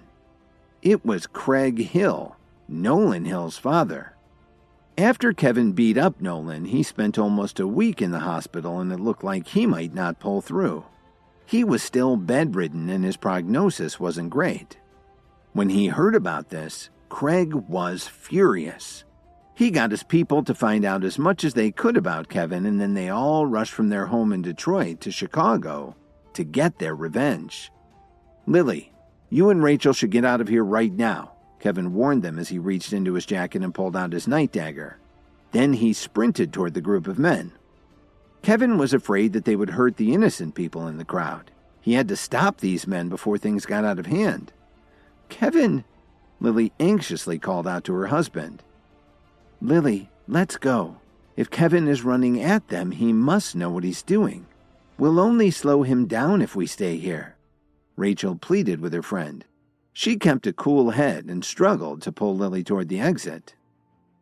"Let's get out of here, then call the police. That's the only way we can save Kevin," Rachel insisted. "So, you're the head of the Hill family?" Kevin asked as he stood in front of them holding the night dagger in his hand. He was sizing up his opponent, who looked a heck of a lot like Nolan Hill, only older. "And you're Kevin?" Craig Hill roared angrily. "It looks like you're here to avenge Nolan?" Kevin inquired. He was doing his best to buy as much time as possible so that more people could get to safety. "You've ruined my son's life. Now I'm going to take your life to even up the score," Craig growled as he waved his knife at Kevin and shouted to the men behind him. "Kill this brat for me." As soon as the words left his mouth, they all ran towards Kevin. Kevin was absolutely enraged by this, and he gathered his energy together to face them alone. He was already far more powerful than any of the Hill family's men. The only thing that made the fight equal was that there were so many of them. Kevin grabbed Craig by the wrist and twisted it to the side. The move made his attacker's knife fly out of his hand. Then Kevin gave him a sharp kick to the ribs. As Kevin turned around, he felt at least 4 men approaching him from the rear, slashing with their knives. He managed to avoid all of them, but every time he dealt with one attacker, 2 more seemed to appear. This wasn't going to be an easy victory. Right after Kevin proposed to Lily and asked her to renew their vows, Craig Hill showed up at the outdoor mall with a large group of armed men, intent on getting revenge on Kevin for putting his son Nolan into the hospital. Kevin pulled the night dagger out of his jacket to defend himself against the overwhelming numbers. Although he was more powerful than any of Hill's men, he lacked combat experience. In less than 10 minutes, Kevin felt exhausted. As Hill struggled to get up from the ground, his eyes were burning with anger. "He's running out of strength," he shouted to his men. "All of you, kill him now." Just then, Kevin felt an agonizing pain in his back. One of the men had snuck up behind him and stabbed him. Blood immediately spurted out of his mouth and a large red stain spread across the back of his shirt. "Kevin!" Lily screamed in horror. When Kevin heard Lily shout, he was distracted and turned to look at her. Hill seized the opportunity and raised his knife to finish him off. Kevin's eyes grew wide as he saw Lily pull him back and use her body to block the knife for him. "Lily!" Kevin shrieked in terror. Blood started to flow from Lily's back. She felt a burning sensation but didn't know how badly she'd been injured. But she didn't regret doing it. In fact, she felt relieved that she'd protected Kevin from the attack. Kevin had done so many things for her. This time she'd found a way to do something for him. "Lily, are you all right? Don't worry, I'll get you some help." Kevin reassured her as he took off his blood-stained jacket and used it to put pressure on the wound. "Just hang on, Lily. I'll get you to the hospital," Kevin sobbed. He could barely see through his tears. "Don't cry, Kevin. You don't look as handsome when you're crying," Lily managed to joke. "Stop talking. Let's get to the hospital," Kevin comforted her. She was looking weaker and weaker. "Who said you could leave?" Hill sneered viciously. "You injured my son. Now I'll send you and your wife to hell." Kevin didn't reply to him at all. He put Lily gently on the ground and slowly stood up to face the man. Kevin's eyes were burning, and his night dagger was trembling in his hand. 500,000 to whoever kills him," Hill shouted. He was actually very frightened by Kevin's appearance, but he was pretending to be calm. A second later, a dozen of Hill's men rushed at Kevin, all at the same time. Suddenly, the men were stunned, like they were all moving in slow motion and had no control over their own bodies. Kevin moved through them like a blur. slashing all of them in what seemed to be a single lightning-fast movement. The men all dropped to the ground before they even had time to make a sound. The sidewalk around them was stained with blood. Hill tried to advance on Kevin but collapsed to the pavement as if he didn't have any strength left. "That's impossible," Hill stammered in disbelief. How had all of his bodyguards been taken out by Kevin in just seconds? Hill managed to pull himself to his feet. Then he retreated while warning Kevin, "You may have survived this time, but if you have the guts to face me again, just stay in Chicago. You can run, but you can't hide." Kevin tucked his dagger into his belt. He didn't bother to chase after Hill because he needed to get Lily to the emergency room. He bent down and picked her up. Her breathing was shallow and he could feel her heart beating quickly. "You'll be fine, Lily," Kevin anxiously comforted her. "You don't have to hide it from me. I know it's bad," Lily whispered weakly. Her vision was getting blurry as she added, "Kevin, I'm sorry. I haven't had the time to show you how much I love you." "Don't talk, Lily. You've got to hold on. Don't leave me alone," Kevin pleaded. His entire body was trembling as he ran with her in his arms. Lily didn't have the strength to say anything else. She slowly closed her eyes. While Kevin and Lily were fighting for their lives, the entire Williams family was gathered together at their mansion in New York City. There were also some people from the union who were temporarily staying with them as guests. Randall Williams and Renee Silver, the union's director, drank to each other's health as they all sat down to have a formal banquet. Randall smiled as he announced, "This is my first celebration with you since I came out of seclusion. To be honest, I'm very glad to see how well my family's doing." Then Randall paused and looked at Renee before he remarked, "What brings even more honor to our family is that we have distinguished members of the union here as our guests." "You're too kind," Renee replied with a smile.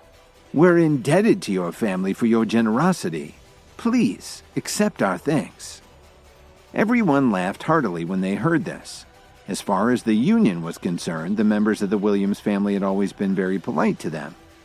"Our family has always had a wonderful relationship with the more benevolent organizations like the union. We're honored to see so many of you with us today, and you should know that you're always welcome in our home. There's no need to stay with anyone else when you're in our city," Randall assured them as he raised his glass of wine to toast them. "Let's all drink to the union's continued prosperity." Renee sipped her wine and replied, "I couldn't agree with you more. We're really all one big family and we have a responsibility to all our members, no matter which organization they belong to. It's in our interest to protect each other from the three evil groups that still threaten all of us." Then she announced, "To that end, we've all collaborated to open a new campus of the School for the Healing Arts in Chicago. It's an opportunity for us to find more talented people to fight against those heinous groups." When they heard her say this, Randall Williams and his family got very uncomfortable and tried not to let it show. After all, the Williams family had just joined one of the evil organizations that Renee Silver was talking about. If she found out that they were members of the Myriads, what would she think? Randall coughed a few times and echoed her sentiments. "Yes, Director Silver is quite right." Of course, Randall didn't really mean what he said, and he definitely wanted to change the subject. After all, too many people were in on the secret and someone was bound to spill the beans, even if it was by accident. If that happened, everyone would know that the Williams family had aligned themselves with the Myriads. What a disaster that would be. Just then, one of the guests from the union turned to Randall and asked him, "Do you happen to know someone named Kevin Williams?" Randall was obviously surprised at the question. He wondered why she would be bringing this up, especially during a celebratory dinner. The Williams all got very uneasy when they heard this question. Some of them even looked a little sad. "Yes, I do. Why do you ask?" Randall replied cautiously. "I've recently spoke with a young woman in Chicago," the woman explained. "She's one of our most promising junior members. Anyway, she told me that she saw a young man named Kevin Williams who was in possession of a power pill. So I'm wondering if he's related to any of you." When the Williamses heard that, they burst out laughing. Kevin actually got his hands on a power pill? How could a loser like him have managed that? They all understood that a power pill was the most effective herbal med you could use to start boosting your training. While his family's laughter rang in his ears, Randall put down his wine glass on the table and replied to her in a very grave tone of voice. "Since you just arrived here, there are some things you may not be aware of. First of all, yes, Kevin is indeed related to the Williams family, but he's no longer one of us. He's become something savage, something." "Grandpa Williams is right," Laura interrupted him. "Kevin, that piece of crap, betrayed us all. He colluded with outsiders to misappropriate our family's funds. We threw him out of the family and now he's living off his wife's fortune. Some time ago, he even ruined his cousin's wedding. Then he brought people with him to attack us right here in our own house. He even went so far as to insult his relatives and then fight with Grandpa Williams."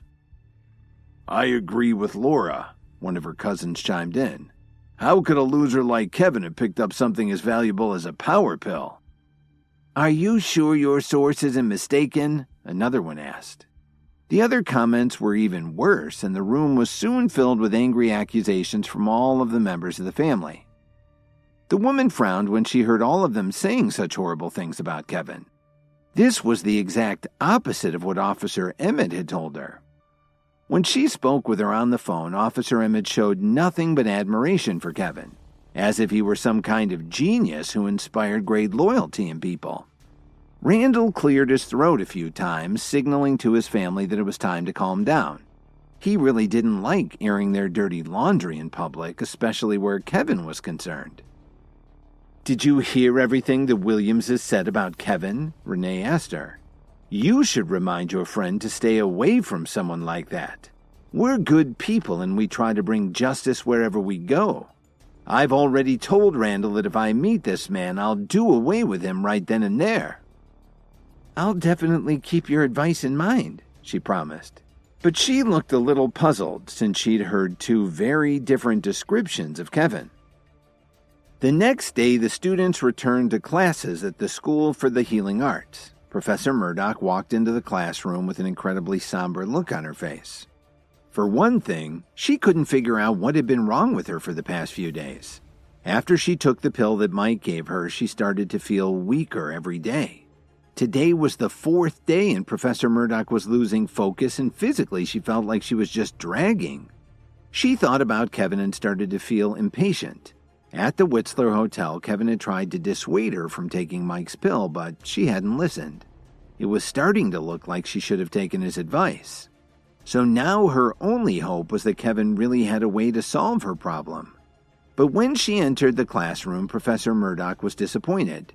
Dalton Steele was back from the hospital, but where was Kevin? "Dalton, why didn't Kevin come to class?" Professor Murdoch asked him sternly. "I don't know, Professor," Dalton replied honestly. He'd just been released from the hospital the day before and hadn't been in touch with his friend. Suddenly, Mike stood up from his chair and announced, "I know where he is." Mike had been looking for a chance to get back at Kevin ever since he'd stepped on him. "How do you know that?" Professor Murdoch frowned. "It's simple. Kevin donated millions of dollars without his wife's permission. Now he's probably at home begging for her to forgive him," Mike said with a laugh. The students burst into laughter at the image. "What the hell is wrong with this guy? Does he want a beating?" Dalton thought to himself as his temper flared. He picked up one of his books and threw it at Mike. "Hey, Dalton, I wasn't talking about you," Mike complained. Even though the book had hit him hard, he didn't show a trace of anger. He took the book back to Dalton and put it down gently on his desk. Mike had asked around to learn as much as he could about his classmates. When he found out what kind of person Dalton was, he decided it was in his best interest not to get on his bad side. "Never mind," Professor Murdoch said with a little disappointment. "Okay, it's a self-study period now. You all know what you should be doing." She had thought that Mike might be right, even though what he said sounded like a joke. After all, Kevin had donated a heck of a lot of money.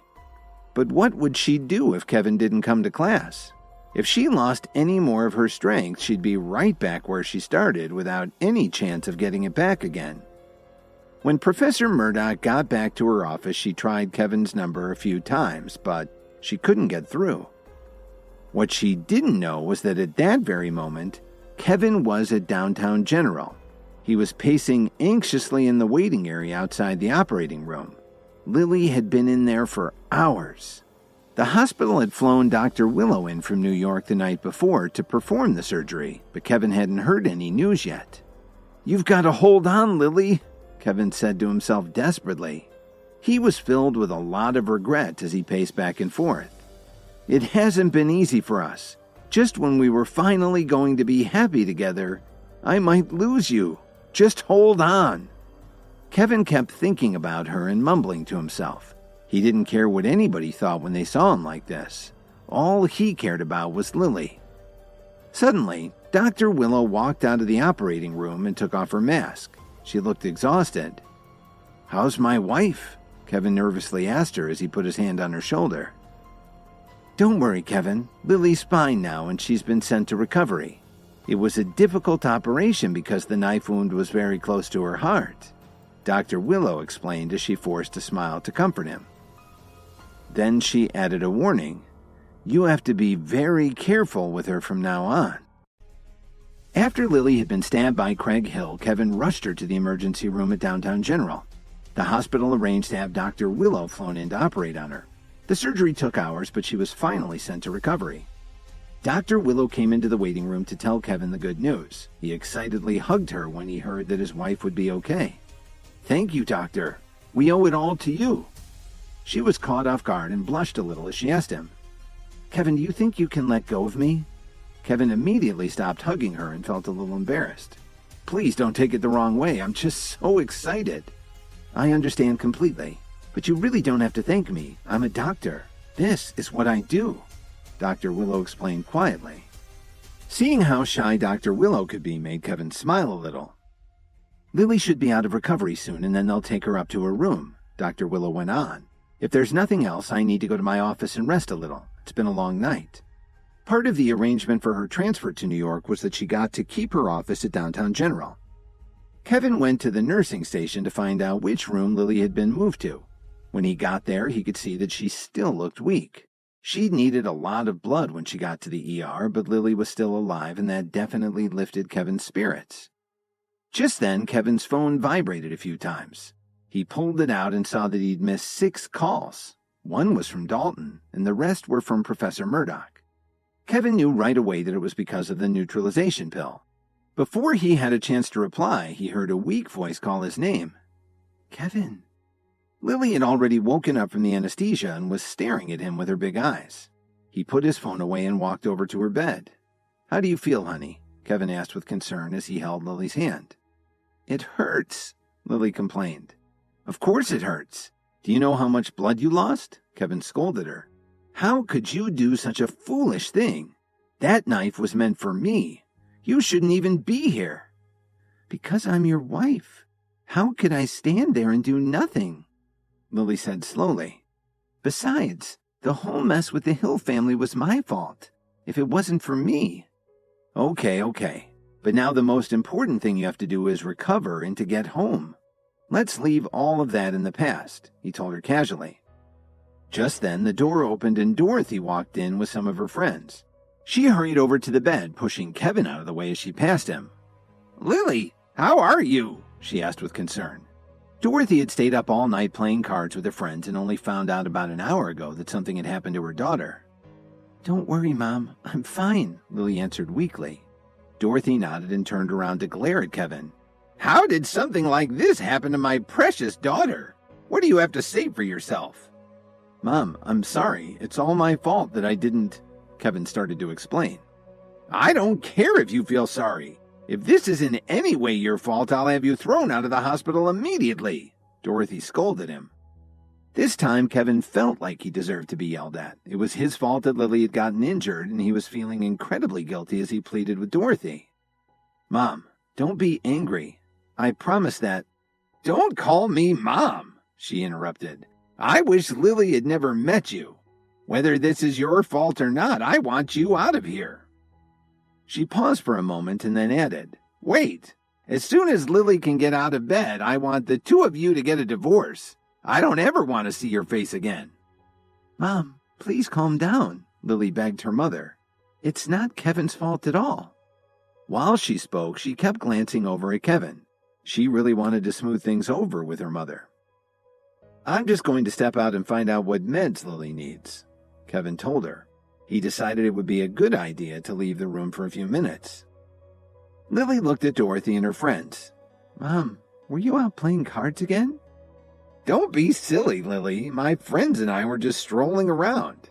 Dorothy had no problem lying to her daughter, but one of her friends wouldn't let her. Dorothy, you shouldn't lie to your daughter like that, Jasmine Coleman corrected her loudly. And so what if we were playing cards? Are you trying to get out of your debt? When she said that, Dorothy immediately gave her a dirty look. A trace of doubt also flashed across Lily's eyes. Get out of your debt? What debt? Mom, don't tell me you owe these women money, Lily asked in confusion. Yes, I do, Dorothy answered hesitantly. The previous night had been Dorothy's unluckiest night in a while. She didn't just drop a couple thousand, she lost over $500,000 in a single card game. Your mother lost a lot of money last night. She owes me almost $250,000 and she owes my friends here another $400,000, Jasmine revealed to Lily. Then Jasmine coldly informed Lily, even though you're in the hospital, you still have to pay your debts, so hurry up and give us our money. We need to head home and get some rest. When Lily heard this, she was so angry that her sutures almost popped out. How could Dorothy lose so much money in just one night? What was wrong with her family? Mom, didn't you promise me you wouldn't go out and play cards? Lily snapped at her mother. I was feeling lucky. Anyway, it's just a few $100,000, Dorothy sputtered. But she knew deep down that what she had done was wrong. Lily was furious. How could her mother have done this when she knew that things were tight? And how could Lily find that much money in such a short time? Mom, did you forget I already promised that money to Grandma? Lily asked her as she tried to catch her breath. I only have $1,500 in my checking account, and we need it for our living expenses and taxes. Oh, I completely forgot, Dorothy suddenly realized. I don't care what kind of problems your family has. If you don't pay me what you owe me right now, you'll see what happens, Jasmine threatened. She realized that Dorothy wasn't as strong as she seemed, and she could easily bully her. Let's talk it over, Jasmine. Just give me a few days and I'll get you the money, Dorothy promised as she laughed nervously. No, I need to see the money today. I don't want you to play any tricks on us, Jasmine said coldly. And if your daughter doesn't have it, you'll have to ask your son-in-law. Dorothy, why didn't you tell us you didn't have any money? Why did you waste our time making us play cards all night? You need to pay us what you owe, Jasmine sneered. And don't ever play with us again. Hey, I just remembered something. Dorothy, isn't your son-in-law that guy everybody's been talking about? He must have put away a few bucks living off of your family for the past few years, Jasmine suggested mockingly. Dorothy flinched when she heard her mention Kevin. I'll ask you one last time, are you going to pay us or not? Jasmine snarled. Just give me a few days. I'll pay you back as soon as I can. Besides, whenever you owed me money in the past, I didn't force you to pay me back like you're doing today, Dorothy implored her. How can you even compare yourself with me? My husband is in the real estate business. No matter how much money I lose, I can take care of it with a phone call. You're out of your league, Jasmine retorted as she started to lose her patience. I'll give you two choices. Either you pay me back immediately, or I'll call someone who will make you do it. You've gone too far, Jasmine. Is that how you treat a friend? Dorothy smiled apologetically. So you're telling me you're not going to pay, is that it? Jasmine asked as she pulled out her phone. Jasmine! Dorothy was so anxious that she almost stomped her foot. She knew that Jasmine knew some very nasty people. Jasmine waited for the call to connect and put it on the speakerphone. Spencer, are you there? It's Aunt Jasmine. I'm at Downtown General. Someone owes me a ton of money and she's refusing to pay me back." "Who the hell would do that?" came an angry voice over the speaker. "I'll be down there right away." Jasmine hung up and smiled triumphantly. She knew that her nephew was one of the most powerful men in Chicago and he had hundreds of people under his command. She was certain that Dorothy and her daughter would pay her what they owed her now. Lily struggled to sit up in her bed. "Can you please wait a few more days, Jasmine? We really don't have that much money on hand today." Lily had heard James's nephew's voice, and it sounded like he wouldn't try to resolve this peacefully. "It's not that I'm being unreasonable, but there are certain things that everyone knows. You don't gamble if you don't have enough to cover your bets," Jasmine replied snobbishly. Dorothy and Lily were speechless. They all sat in awkward silence and waited for Jasmine's nephew to arrive. A little while later, there was a flurry of footsteps in the hall, and the door flew open violently. "Who the hell owes my aunt all that money? You'd better be ready to leave town," the tall man shouted as he walked into the room with his bodyguards. They were a tough-looking bunch. Several nurses saw them and ducked into patients' rooms to stay out of their way. The group's leader was none other than Spencer, the man Kevin had asked to be his deputy in the Chicago branch of the Myriads. His brother Derek would have been there too, but he had other business to attend to. "Did you hear me?" Spencer shouted. "Who exactly owes my aunt money?" "Thanks for coming here, Spencer," Jasmine replied as she pointed at Dorothy. "She's the one who owes me and my friends over $600,000. "You?" Spencer glared at Dorothy as he sauntered over to her. "Do you know what I do to people who don't pay their debts?" "I didn't say I wouldn't pay her. I just don't have the money right now," Dorothy admitted reluctantly. She was absolutely trembling in fear. "That's no excuse," he answered coldly. "Our family really doesn't have the money right now. It'll take me a few days to get it together," Lily tried to explain. She was having a hard time talking. After all, she'd just gotten out of surgery. But she could see that the man's arm was covered with scars. He clearly didn't mind resorting to violence. "Why are you wasting your time, Spencer? They said they don't have the money. Just take them," Jasmine ordered her nephew. His men started moving Lily and Dorothy with vicious looks in their eyes. "Don't touch my daughter," Dorothy shouted as she stepped in front of Lily. "She just got out of surgery and she shouldn't be moved." "Go to hell," Spencer growled as he pushed Dorothy aside. Suddenly, there was a furious roar from the doorway. "Stop it right now." Kevin walked into the room and the Myriads were stunned to see him. Dorothy was actually relieved to see Kevin. She pointed at him and told the men, "This man is my son-in-law. Just ask him for the money. If he doesn't have it, you can beat him up for all I care." "Your son-in-law? What the hell's going on here?" As Spencer turned around, his voice trailed off. He was in shock. "Enforcer?" Spencer stammered as he tried to process what was going on. Dorothy said that the enforcer was her son-in-law, so that would make her.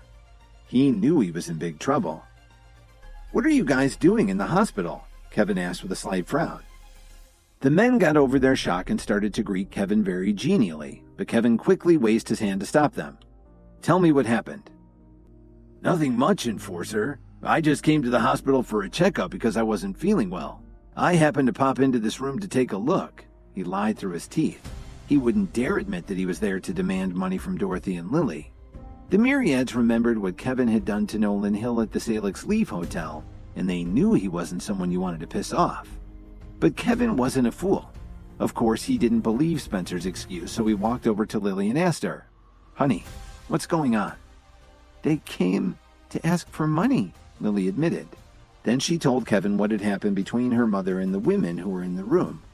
After learning about Dorothy's gambling problem, Kevin looked at her and then he looked over at Spencer. "We're finished now," Spencer thought to himself as he considered the situation. "I just had to come here and demand money from the enforcer's wife while she's lying in a hospital bed. We're all dead men." "I'll cover her debt," Kevin said calmly. Even though Dorothy hated him and she'd really crossed a line this time, he was still her son-in-law. Kevin figured it was his duty to help her pay back the money. "There's no need for that, Enforcer," Spencer responded right away. How could he take any money from Kevin? He was starting to regret ever answering his aunt's call. I'm telling the truth. Give me your routing number and I'll transfer the money. I can't possibly let you come here for nothing, can I? Kevin insisted. $600,000 wasn't much money to him. How could he refuse to pay what his family owed just because he was the Myriad's enforcer? That wouldn't set a good example for the other members, would it? Dorothy and Lily were still trying to figure out what was going on.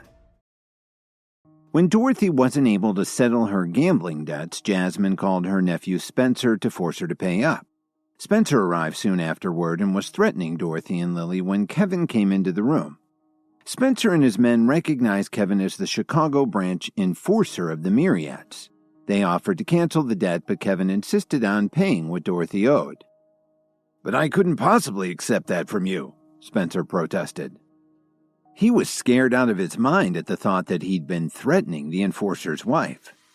The whole room fell silent. Jasmine, Dorothy, and the others just stood there with their mouths hanging open. What the hell was going on? How could all of these ferocious men be so afraid of Kevin? And did they just call him the enforcer? Jasmine had never seen anything like this before. Her nephew usually handled her problems right away because he was such an intimidating figure. Jasmine was perplexed by the whole situation. Listen to me, Spencer, Kevin said as he pointed at Dorothy. She's my mother-in-law and I'm willing to pay the money she owes to your aunt and her friends. It's only fair. We can't let you pay your debt, enforcer. We don't want your money. In fact, if I'd known this young woman is your wife, I wouldn't have even come here with my men, Spencer insisted desperately. Lily lay in the hospital bed watching Kevin through tearful eyes. How many other things had her husband kept hidden from her? Just accept the money. I'm not kidding. Kevin practically begged Spencer to let him pay. Please, enforcer. I couldn't possibly take anything from you, Spencer pleaded. Jasmine looked questioningly at her nephew. What's wrong with you, Spencer? I won the money fair and square. Aunt Jasmine, we really can't take their money, Spencer tried to explain. No, that won't do. I must have what she owes me, Jasmine demanded. She looked at Kevin and had an idea. I have no idea why you're so afraid of him. Have you mistaken him for someone else? He's just Dorothy's loser son-in-law. Please, Aunt Jasmine, you have to stop talking, Spencer said curtly. He couldn't help thinking about what he saw Kevin do to Nolan Hill as he sobbed. My aunt doesn't know who you are. Please accept my apologies. Don't worry about it. But please stop all this groveling, Kevin replied as he rubbed his forehead. This was the first time he'd ever encountered a situation where he couldn't even give away his money. I appreciate your understanding, sir, Spencer said gratefully. Jasmine realized she was getting nowhere, so she announced dejectedly, I'm pretty tired after playing cards all night. I think I'll just head home and get some rest. Bye, Spencer. She and her friends quickly walked out of the room, leaving Dorothy staring at Kevin in disbelief. Her opinion of her son-in-law had changed a lot. Did he meet some big shot while he was in jail? Dorothy thought to herself. But Kevin didn't care what Dorothy was thinking about. He walked over to Lily and kissed her on the cheek. Then he said softly, Everything's okay now. You should get some rest. I have a few things to take care of. Yes, honey, Lily nodded in agreement. Kevin stood up and took a deep breath. He glanced at the Myriads who were standing there looking very agitated. Don't just stand there. Come along with me. I've got something I want you to do for me. Kevin walked out of the room and the rest of the men quickly followed behind him. Kevin led them to the stairwell door and gave Spencer an order. I want you to take some of your men and find out everything you can about the Hill family for me. Are you talking about the family from Detroit? Spencer asked in surprise. You know about them? Kevin asked with a slight frown. We've worked with them before and I know them pretty well. They're very strong, but not a big challenge to most of the people in the Myriads or the Alliance, Spencer explained. He had a good idea of what Kevin had in mind. Very strong? That doesn't matter to me. I want Craig Hill to suffer for what he's done, Kevin growled as he clenched his fists. Have everyone meet me at the Whistler Hotel tonight at 7 o'clock. I've got something important to announce. Yes, sir, Spencer replied as he took his men and quickly headed downstairs. Next, Kevin called Mitchell Cook to ask him to clear out the hotel for the evening. When Kevin got to the hotel, he saw the only people there were the myriads and the hotel staff. A large buffet had been set up on the first and second floors. In the largest private room on the top floor, Kevin sat at the head of a long table, and dozens of representatives from the other branches sat along the sides. "Enforcer, we finished our investigation," Spencer reported. "What did you find?" Kevin asked him tersely. "I don't know why the Hills family strength has increased so much in the past few years, but the most important ones are Craig Hill's 5 adopted children. They're quite advanced in their training, and they've obviously benefited from herbal medications. And they're giving the family a real edge in their competition, especially their financial dealings." 5 adopted children? Kevin pondered as he swirled the wine in his glass. "There's one more thing. Their compound is heavily guarded," Spencer hurried to add. "Sounds like this won't be easy," Kevin commented as he put his wine glass on the table. "Can you think of a way to get at them?" "I really don't know how we could take them down without heavy losses," Spencer informed him bluntly. "Do you really think so? No matter how many we sent against them?"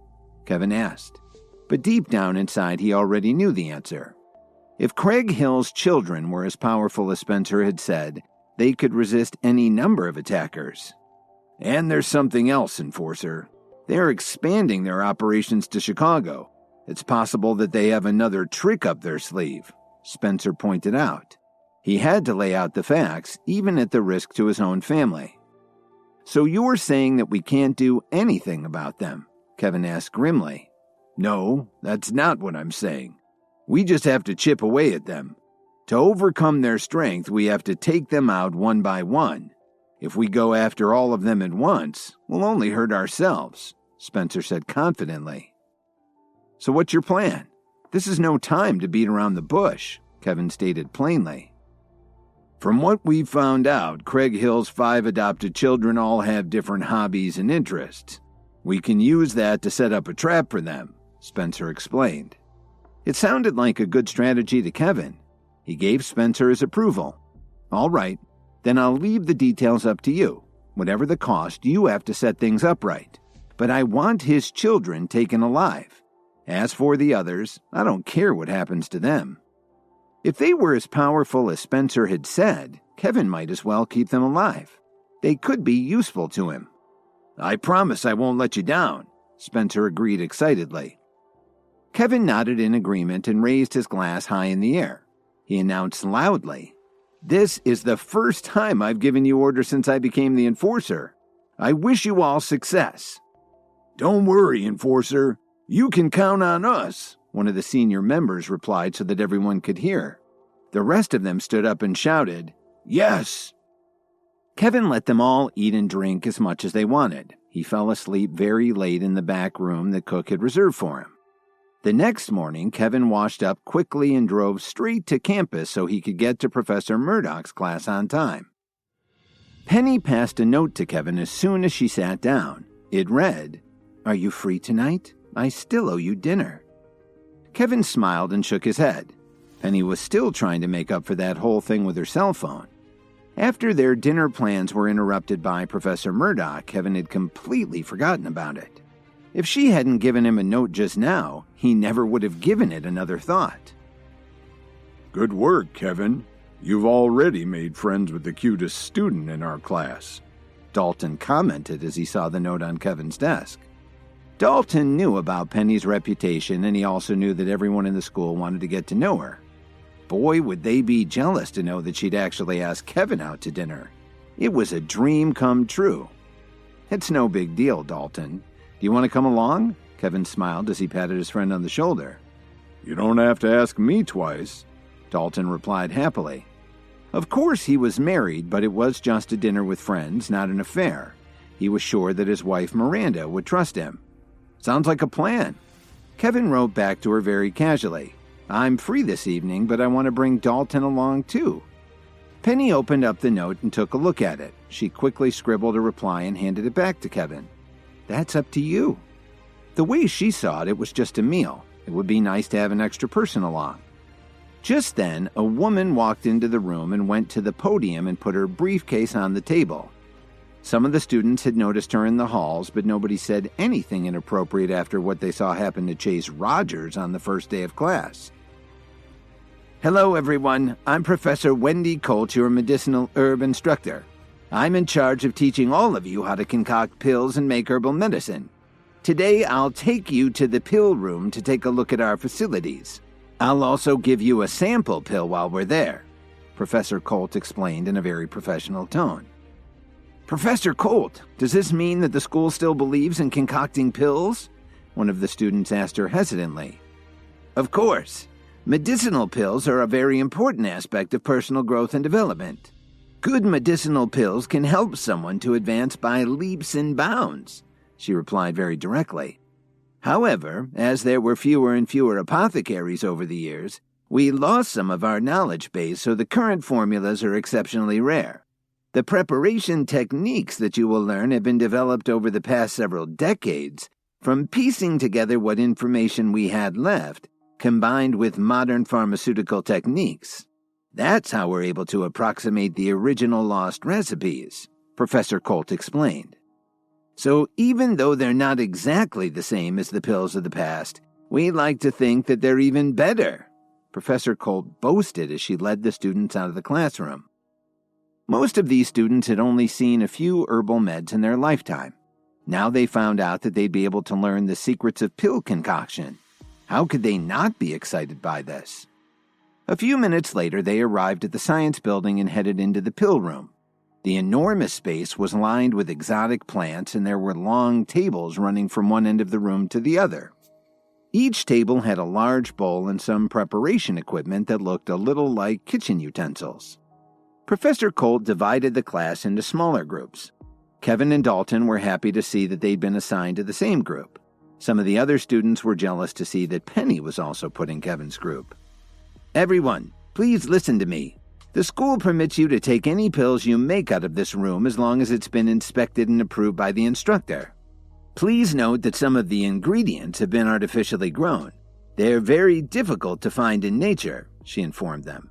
You have to listen to my instructions very carefully. Don't do anything without checking with me first. Today, I'm going to show you how to make the healing pill. Its main purpose is to treat all kinds of external injuries. Under normal circumstances, it only takes 2 hours to take effect and heal your injuries, Professor Colt explained as she went to a large cabinet and took out 6 kinds of medicinal ingredients. She used the equipment on the table to measure and prepare the ingredients in the bowl. Then she lit a Bunsen burner on the table. While she was doing this, she continued to describe what she was doing to the attentive group of students. Wow, Professor Colt is so awesome, one of the students exclaimed. Yeah, this stuff's really cool, her classmate replied. A lot of them never thought they'd actually be able to witness someone making herbal medication. They watched intently as Professor Colt prepared one pill after another. Kevin, don't you know how to do that too? I'm very curious to see who's better, you or Professor Colt, Dalton remarked as he nudged Kevin in the ribs. You also know how to make herbal pills? Penny asked Kevin in amazement. But Kevin didn't answer their questions. Very seriously, he warned them. Dalton, you and Penny should leave the room right now. What's wrong? Dalton asked him with a very puzzled look on his face. Professor Colt must be distracted by talking too much while she's working. She just missed an important step and the bowl is going to explode in less than 5 minutes, Kevin quickly explained. They had to do something, and quickly. Kevin told Dalton and Penny that they needed to get out of the room before Professor Colt's pill bowl exploded. Are you kidding me? Dalton asked incredulously. It wasn't that Dalton didn't trust Kevin, but Professor Colt was a trained faculty member after all. There's no way she'd make a mistake like that. You can stay here if you don't mind getting burned to a crisp, Kevin said calmly. No way. I'm out of here, Dalton said as he walked briskly towards the door. While she was talking, Professor Colt was moving the bowl over the Bunsen burner. She was adjusting the flame to the proper height for the preparation of a healing pill. "Professor, please wait a moment," Kevin interrupted her as he strode towards the table. Do you have any questions, Kevin? Professor Colt asked him. The other students in the class all looked at Kevin. They were wondering what stunt he was going to pull this time. "Professor Colt, you're making a big mistake with this pill," Kevin said very nonchalantly. "If you turn off the flame now, there shouldn't be too much damage." This drew an immediate reaction from his classmates, who all broke into laughter. They couldn't believe that he had the nerve to correct the professor while she was putting on a demonstration. With all her experience, there was no way she could be doing anything wrong. Who was he to interrupt her like this? Professor Colt was obviously irritated by Kevin's comment, and she scolded him. Didn't you hear what I just said, Kevin? The most important thing in preparing a medicinal pill is the flame. If you put out the flame now, the pill will be ruined. She was starting to get angry at Kevin. It was bad enough that he hadn't listened to her lecture, but how could he question her abilities? She was a member of the union and was actually their chief apothecary. While she hadn't made every single possible pill, she still had enormous experience and had made countless healing pills in her career.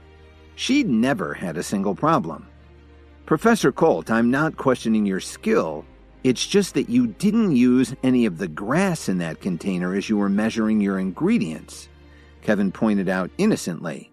He recognized the grass in the container as one of the basic components of any medicinal pill. It was something that you could never leave out because it helped the blending of the other ingredients.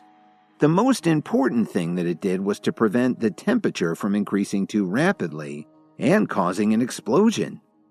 The other students thought that Kevin was just trying to draw attention to himself and confuse everyone. They figured he'd probably never seen anyone make herbal meds in his entire life. Mike couldn't resist putting his 2 cents in. "Stop making a scene, Kevin. If you don't want to learn anything, just leave. But don't mess it up for the rest of us." "The class leader's right," Lionel added. Then he let Kevin have it. "Do you know how important this is? If you don't appreciate what Professor Colt is showing us, then just go home." Kevin's classmates started glaring at him in disgust. Dalton started clenching his fists. He knew that Kevin wasn't someone who did things just to get attention.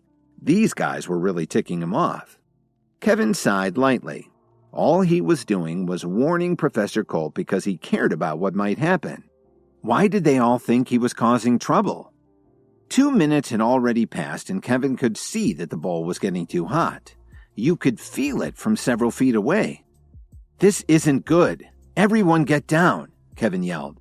He was done trying to explain and grabbed Professor Colt, pulling her to the floor as he protected her with his body. "What are you doing?" she exclaimed. Kevin's classmates still didn't understand how much danger they were in and started to criticize him. "Let go of Professor Colt," one of them yelled. Mike started rolling up his sleeves to take a swing at Kevin as he shouted, "Get away from Professor Colt right now. If you don't, I'll report you to the administration and you'll be expelled." He was about to say something else, but they were all interrupted by a huge explosion from the bowl that Professor Colt had been heating. It was like a volcanic eruption throwing a wave of hot air across the room. Shards of the bowl were flung out as the bowl shattered from the blast. The shock wave knocked some of the students across the room and into the wall. Some of them were cut by fragments of the bowl that flew all over the room. And the mixture had gotten so hot that the herbs were instantly vaporized. Professor Colt was absolutely stunned. She shook her head in disbelief. Had he actually been right?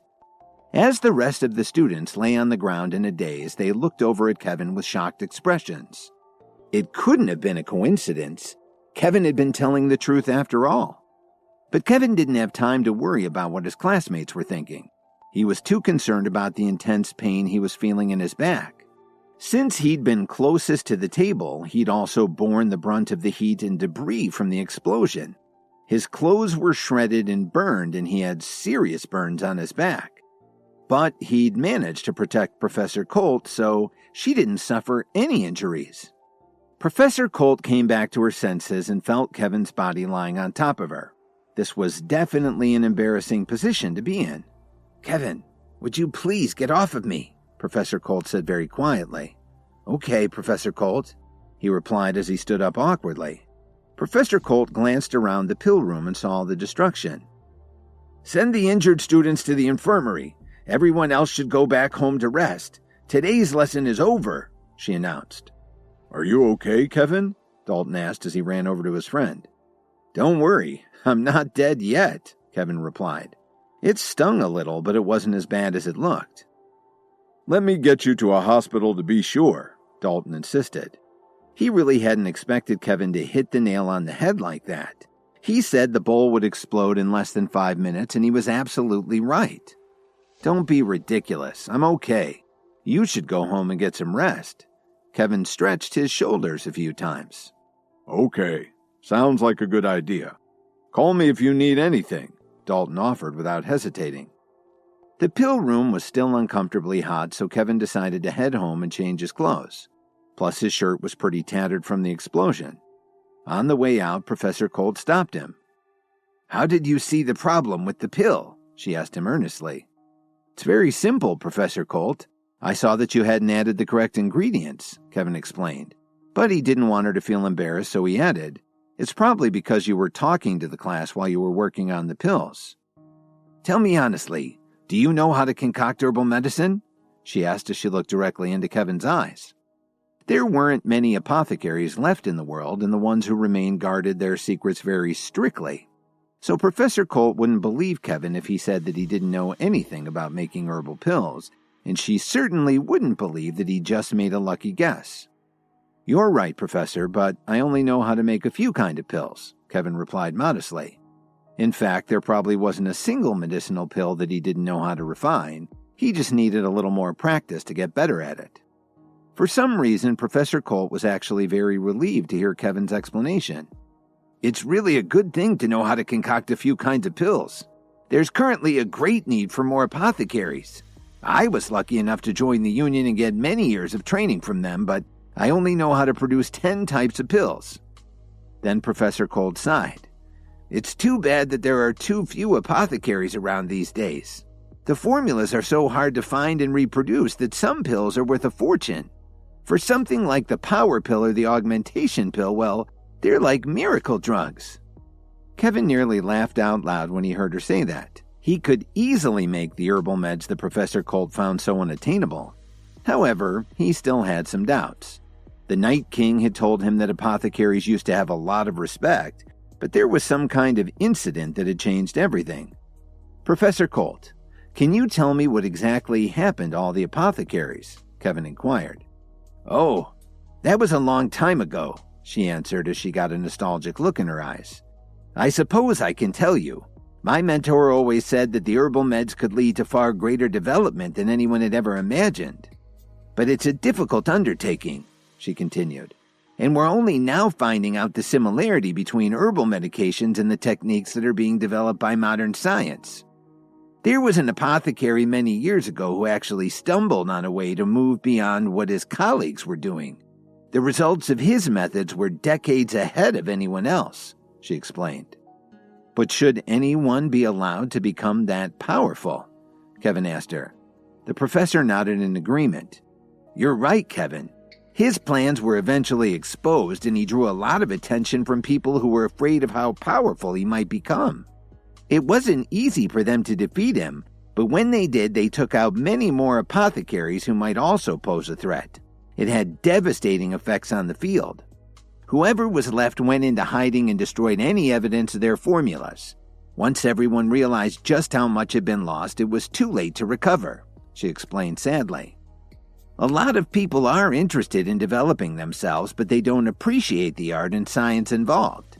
Even students at the School for the Healing Arts are just interested in it because it's something new. There isn't anyone who's very committed to it. The more Professor Colt spoke, the more regret Kevin could see in her eyes. Kevin nodded slightly because he understood the problem. From what he'd read in the sources he'd found, an herbal pill could be worth a fortune, but making one took both money and energy. People just didn't seem interested in making the effort to become an apothecary. If this continued, they'd eventually disappear. Suddenly, Professor Colt seemed to have thought of something. Her eyes lit up and she asked, Kevin, I see that you have some talent. Do you want to participate in the apothecary contest?" "An apothecary contest?" Kevin repeated in amazement. "Yes. Because it's a very rare discipline, about 50 years ago it was decided to look for a way to try to build more interest. All of the major groups and organizations are involved in training their own apothecaries," she explained. "The top 3 finalists receive interesting awards. First place earns admission to the Herbalist Society, second place earns an advanced technique, and the third place winner only gets $750,000. Professor Colt told Kevin eagerly. "The Herbalist Society?" Kevin asked in surprise. He'd never heard of them before. "The Herbalist Society is an institution composed entirely of apothecaries. They serve the top levels of business and government. The leading organizations send their most outstanding students to study with them every year. It's an extraordinary honor. Anyone who studies with them is highly sought after when they complete their training," she told him excitedly. "Because of that, many people in the Herbalist Society have become wealthy and famous. Their careers really take off," Professor Colt gushed. "Every participant in the contest can bring along an assistant. It just so happens that I've been looking for a candidate for the past few days. If you want to participate, come along with me. Even if you don't win, you can learn a lot." "All right, Professor Colt. I'll go with you," Kevin agreed without thinking twice. What happened over the past few years had broadened Kevin's horizons. He used to think that as long as he had money, he'd be fine. But now that he'd seen the potential of herbal medicine and training, he wanted something more. Although Chicago was a pretty big city, the country was a whole lot bigger. If he wanted to have a future, he had to step onto a bigger stage. Plus, he needed to make good use of the books he'd been reading. Because of the accident in Professor Colt's class, Kevin's dinner with Penny had to be put off again. After saying goodbye to Professor Colt, Kevin headed home and went straight to the study to get ready for the apothecary contest. The first thing that he did was to make an herbal med to help Lily recover from her injuries. She recovered very quickly and was discharged from Downtown General to the amazement of the hospital staff. On the following weekend, Kevin was still half asleep when he smelled a delicate fragrance. Lily kissed his forehead and said, "Hubby, the sun is already up and you should be too." "Can't I sleep for 10 more minutes?" Kevin drawled as he struggled to open his eyes. "No, hurry up and get out of bed. If Mom finds out that you're still lazing around, she'll definitely scold you again," Lily said softly while leaning her head on Kevin's chest. After coming so close to death, Lily understood how important life was and wanted to savor every second with Kevin. Okay, if you say so," Kevin agreed as he got out of bed and got dressed. "It's rare that you don't have to go to work or school on such a nice day. Let's go out for a walk, okay?" Lily asked softly. "Yeah, let's do that. A walk would be nice," Kevin replied as he looked out the window at the view. Lily smiled as she walked up behind Kevin and wrapped her arms around his waist. "Kevin, when I was in the hospital and that man Spencer was so polite to you, did he actually call you the enforcer?" Kevin sighed and quietly said, "You wouldn't believe me if I told you." "I'll believe anything you say," Lily answered softly as she hugged him even more tightly. Kevin was finally ready to tell her everything. Lily and Kevin decided to take a walk downtown and enjoy a quiet day off. She just asked him why Spencer had called him the enforcer, and Kevin was about to tell his wife everything that he'd been keeping from her. But before he could begin to divulge all his secrets to her, his phone suddenly rang. "Hey, Kevin, what are you doing right now?" He could hear Marshall's rough voice at the other end of the line. "I'm home. What's wrong?" Kevin asked curiously. Ever since he came back from his meeting with the Alliance, Kevin had let Marshall take over his duties as Alliance manager. They hadn't been in touch with each other in a long time, so Kevin knew that something serious must be going on. "It's not a big deal. I just want to let you know that the executive director's birthday is in 2 days. Everyone needs to drop what they're doing and head back to headquarters for the celebration. Don't forget that you're our messenger now," Marshall reminded him. I understand, but we've got 2 days, don't we? Why are you panicking? Kevin replied sharply. No panic. Just keeping you in the loop. Gotta run, Marshall said as he hung up. After putting his phone away, Kevin started to have some doubts. He thought that since this was an important gathering, his mentor, the Night King, might be there too. Kevin had a ton of questions for him. On top of that, he had a vague feeling that this would be a crucial meeting. What worried him was that even though Chicago wasn't the largest city in the country, both the Myriads and the Alliance were interested in it. And now the School for the Healing Arts had decided to open a campus too. The city was crawling with powerful people who were interested in herbal meds and martial training. It had Kevin curious. While Kevin was contemplating these things, Lily asked him, "Who was that on the phone, honey?" "Just a friend," Kevin laughed casually. 2 hours later, Lily and Kevin were taking a stroll hand in hand. Lily was eating a soft pretzel they'd gotten from a street vendor. She was feeling like a kid again as she explained to Kevin that she used to have the same treat when she was a kid. "Kevin, why don't we go into that jewelry store over there?" Lily asked sweetly. "Are you sure, honey? We've been walking for over an hour." Kevin felt that if the school had a shopping contest, Lily would win first place, hands down. "Come on, let's go in. I'm in the mood to get some new jewelry," she said coyly. Lily was so excited that she started tugging on Kevin's arm. He finally gave in and the two of them headed into the store. As soon as they walked in, Lily spotted a diamond ring that she wanted. The sales associate noticed that Lily was interested in the ring and walked over to them with a big smile.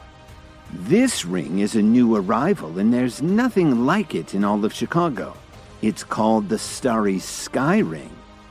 "That's a good name for it," Kevin commented as he admired the brilliant stone. They then heard a delicate voice nearby saying, "Wow, what a beautiful ring. Hubby, can you buy it for me?" Kevin and Lily looked over and saw a couple walking towards them. The man looked like a successful businessman and he carried himself well. The woman was very pretty, but maybe not quite as pretty as Lily. "Lily, what a coincidence to bump into you here," the man said cheerfully. What Kevin didn't know was that the man's name was Clancy Redmond, and the woman's name was Danica. They were both Lily's classmates from college.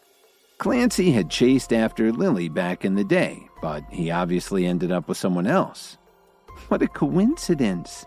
I didn't expect to see you guys here," Lily exclaimed as she smiled awkwardly. "And I never expected to cross paths with you here." Danica stared at Lily with an unfriendly gaze. Even though any relationship between Lily and Clancy was long over, Danica was still afraid that they'd rekindle their romance. "What did you say, Danica?" Clancy pouted. "Nothing at all. Don't tell me you still have feelings for her," his wife replied in an odd tone of voice. Then she looked disapprovingly at Kevin and remarked, "Oh my, Lily. It's been so long since I last saw you. Have things really gotten that bad? Back in school, all the richest guys were after you. How did you end up with this loser?" Lily was obviously irritated at her comment, and Kevin furrowed his brow. This was far from being a friendly reunion. Danica was being downright hostile. "Don't worry about me, Danica. I'm doing just fine," Lily replied coldly. "That's not what I heard. Everyone in town knows your husband's been freeloading off your family for 3 years. He even went to prison for assault and battery," Danica declared loudly enough so everyone in the store could hear it. They all turned around and stared at Kevin. "Is that true, Lily? You know, if you're having problems, your husband can join our company. I'll make the arrangement so he can start bringing in a decent salary," Clancy offered with a smile. It sounded like a nice offer, but Lily could tell he had an ulterior motive. He was obviously still interested in her. Clancy had missed Lily a lot after college, but he never expected to get another chance with her. Now it looked like he might be able to take advantage of Lily's troubles with her husband. "There's no need for that. My husband is doing very well now, thank you," Lily replied as she turned around and held Kevin's hand. "Hubby, let's go home. I'm suddenly feeling a little tired. Okay, honey, Kevin answered quickly. He didn't want to waste any more time with these two boneheads. Then he asked the sales associate, "How much is the ring we were looking at?" "How could a delinquent like you even afford it?" Danica sneered. Then she turned to the associate and asked, "Are you going to wrap this up for me?"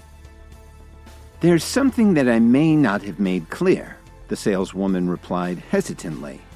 "It's from a very exclusive designer, and you may find it a bit on the expensive side." "No matter how much it costs, I'm sure my husband will gladly buy it for me," Danica said confidently. "In that case, the price is $7 million, she told her excitedly. The associate knew that she would get a hefty commission for the sale. When Clancy heard this, he took a deep breath and thought to himself, "That's a little friggin' expensive. It may be easier just to steal one." Even though Clancy had been in business for a few years and had been pretty successful, he had nowhere near that much money to throw around, a few $1,000s at the most. "Why don't we look at something else, sweetie? That's really expensive," Clancy said softly. But Danica wouldn't give up. "I don't care. I want this ring, and I want it right now," she insisted. Clancy wasn't from a wealthy family like Lily, so he didn't have very deep pockets. For Danica, this was a matter of pride. She wanted to show her old classmate that she was just as well off now.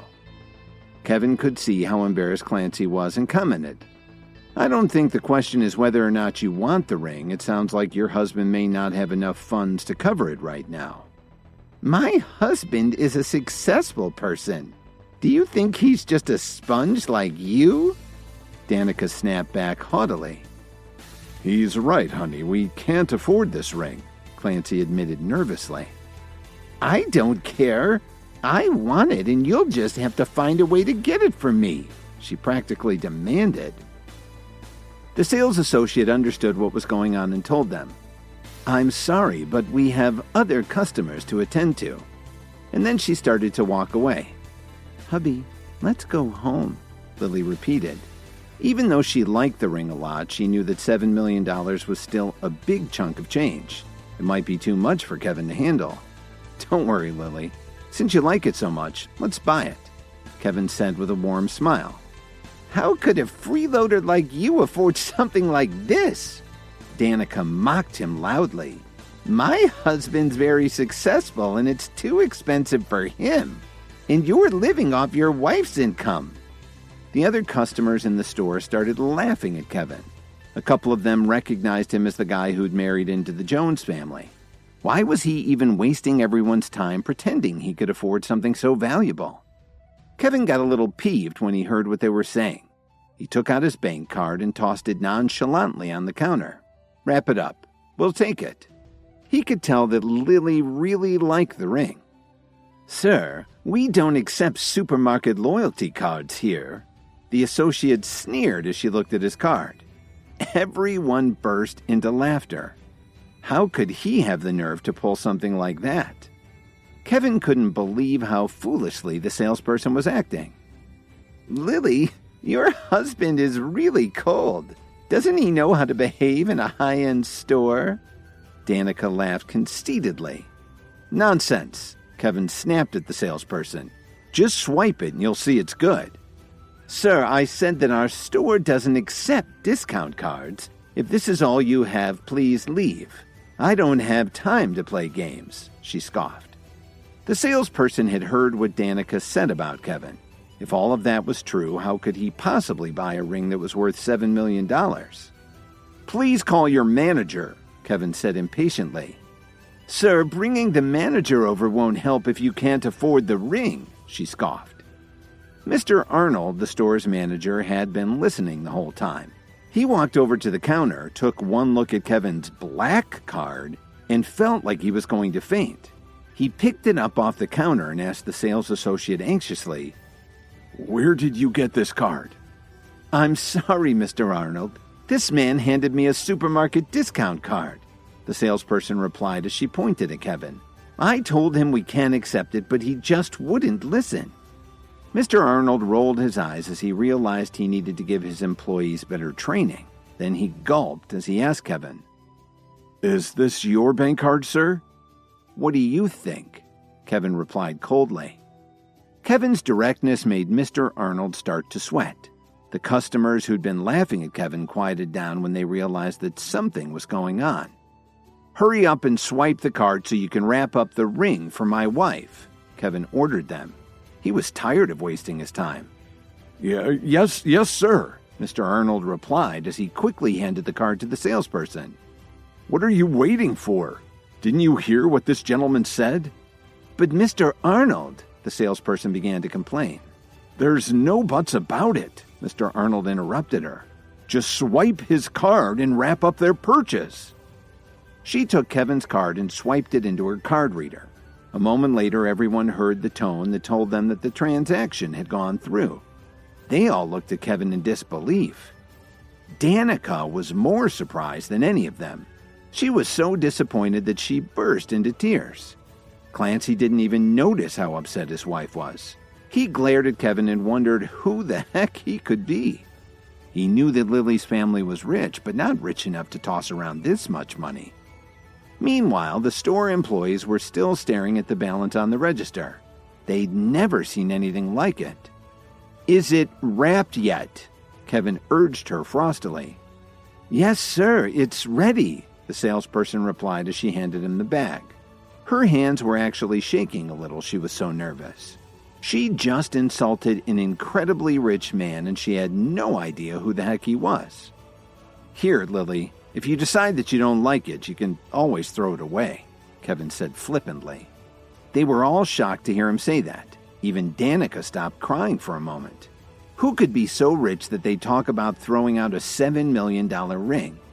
Every one of them was tempted to root through Kevin's trash. "Hubby, you're so good to me," Lily exclaimed. She didn't care how many people were there and gave Kevin a big kiss. Just as Kevin was about to say something else to irritate Clancy, his phone suddenly rang. When he checked the caller ID, he saw that it was Phoebe Anderson. Phoebe got straight to the point. "Kevin, are you free now?" "What's the matter?" Kevin asked her tentatively. "If you have time, come to the antique store on Belmont Avenue near Ravenswood as soon as you can. I think you know the place. I need your advice on something really important," Phoebe requested urgently. "Got it," he replied without hesitating. Before Kevin could finish speaking, he got a strange, overwhelming feeling that whatever Phoebe wanted him to look at was going to be very critical for him. Kevin got a very serious look on his face and said to Lily, "I have to go."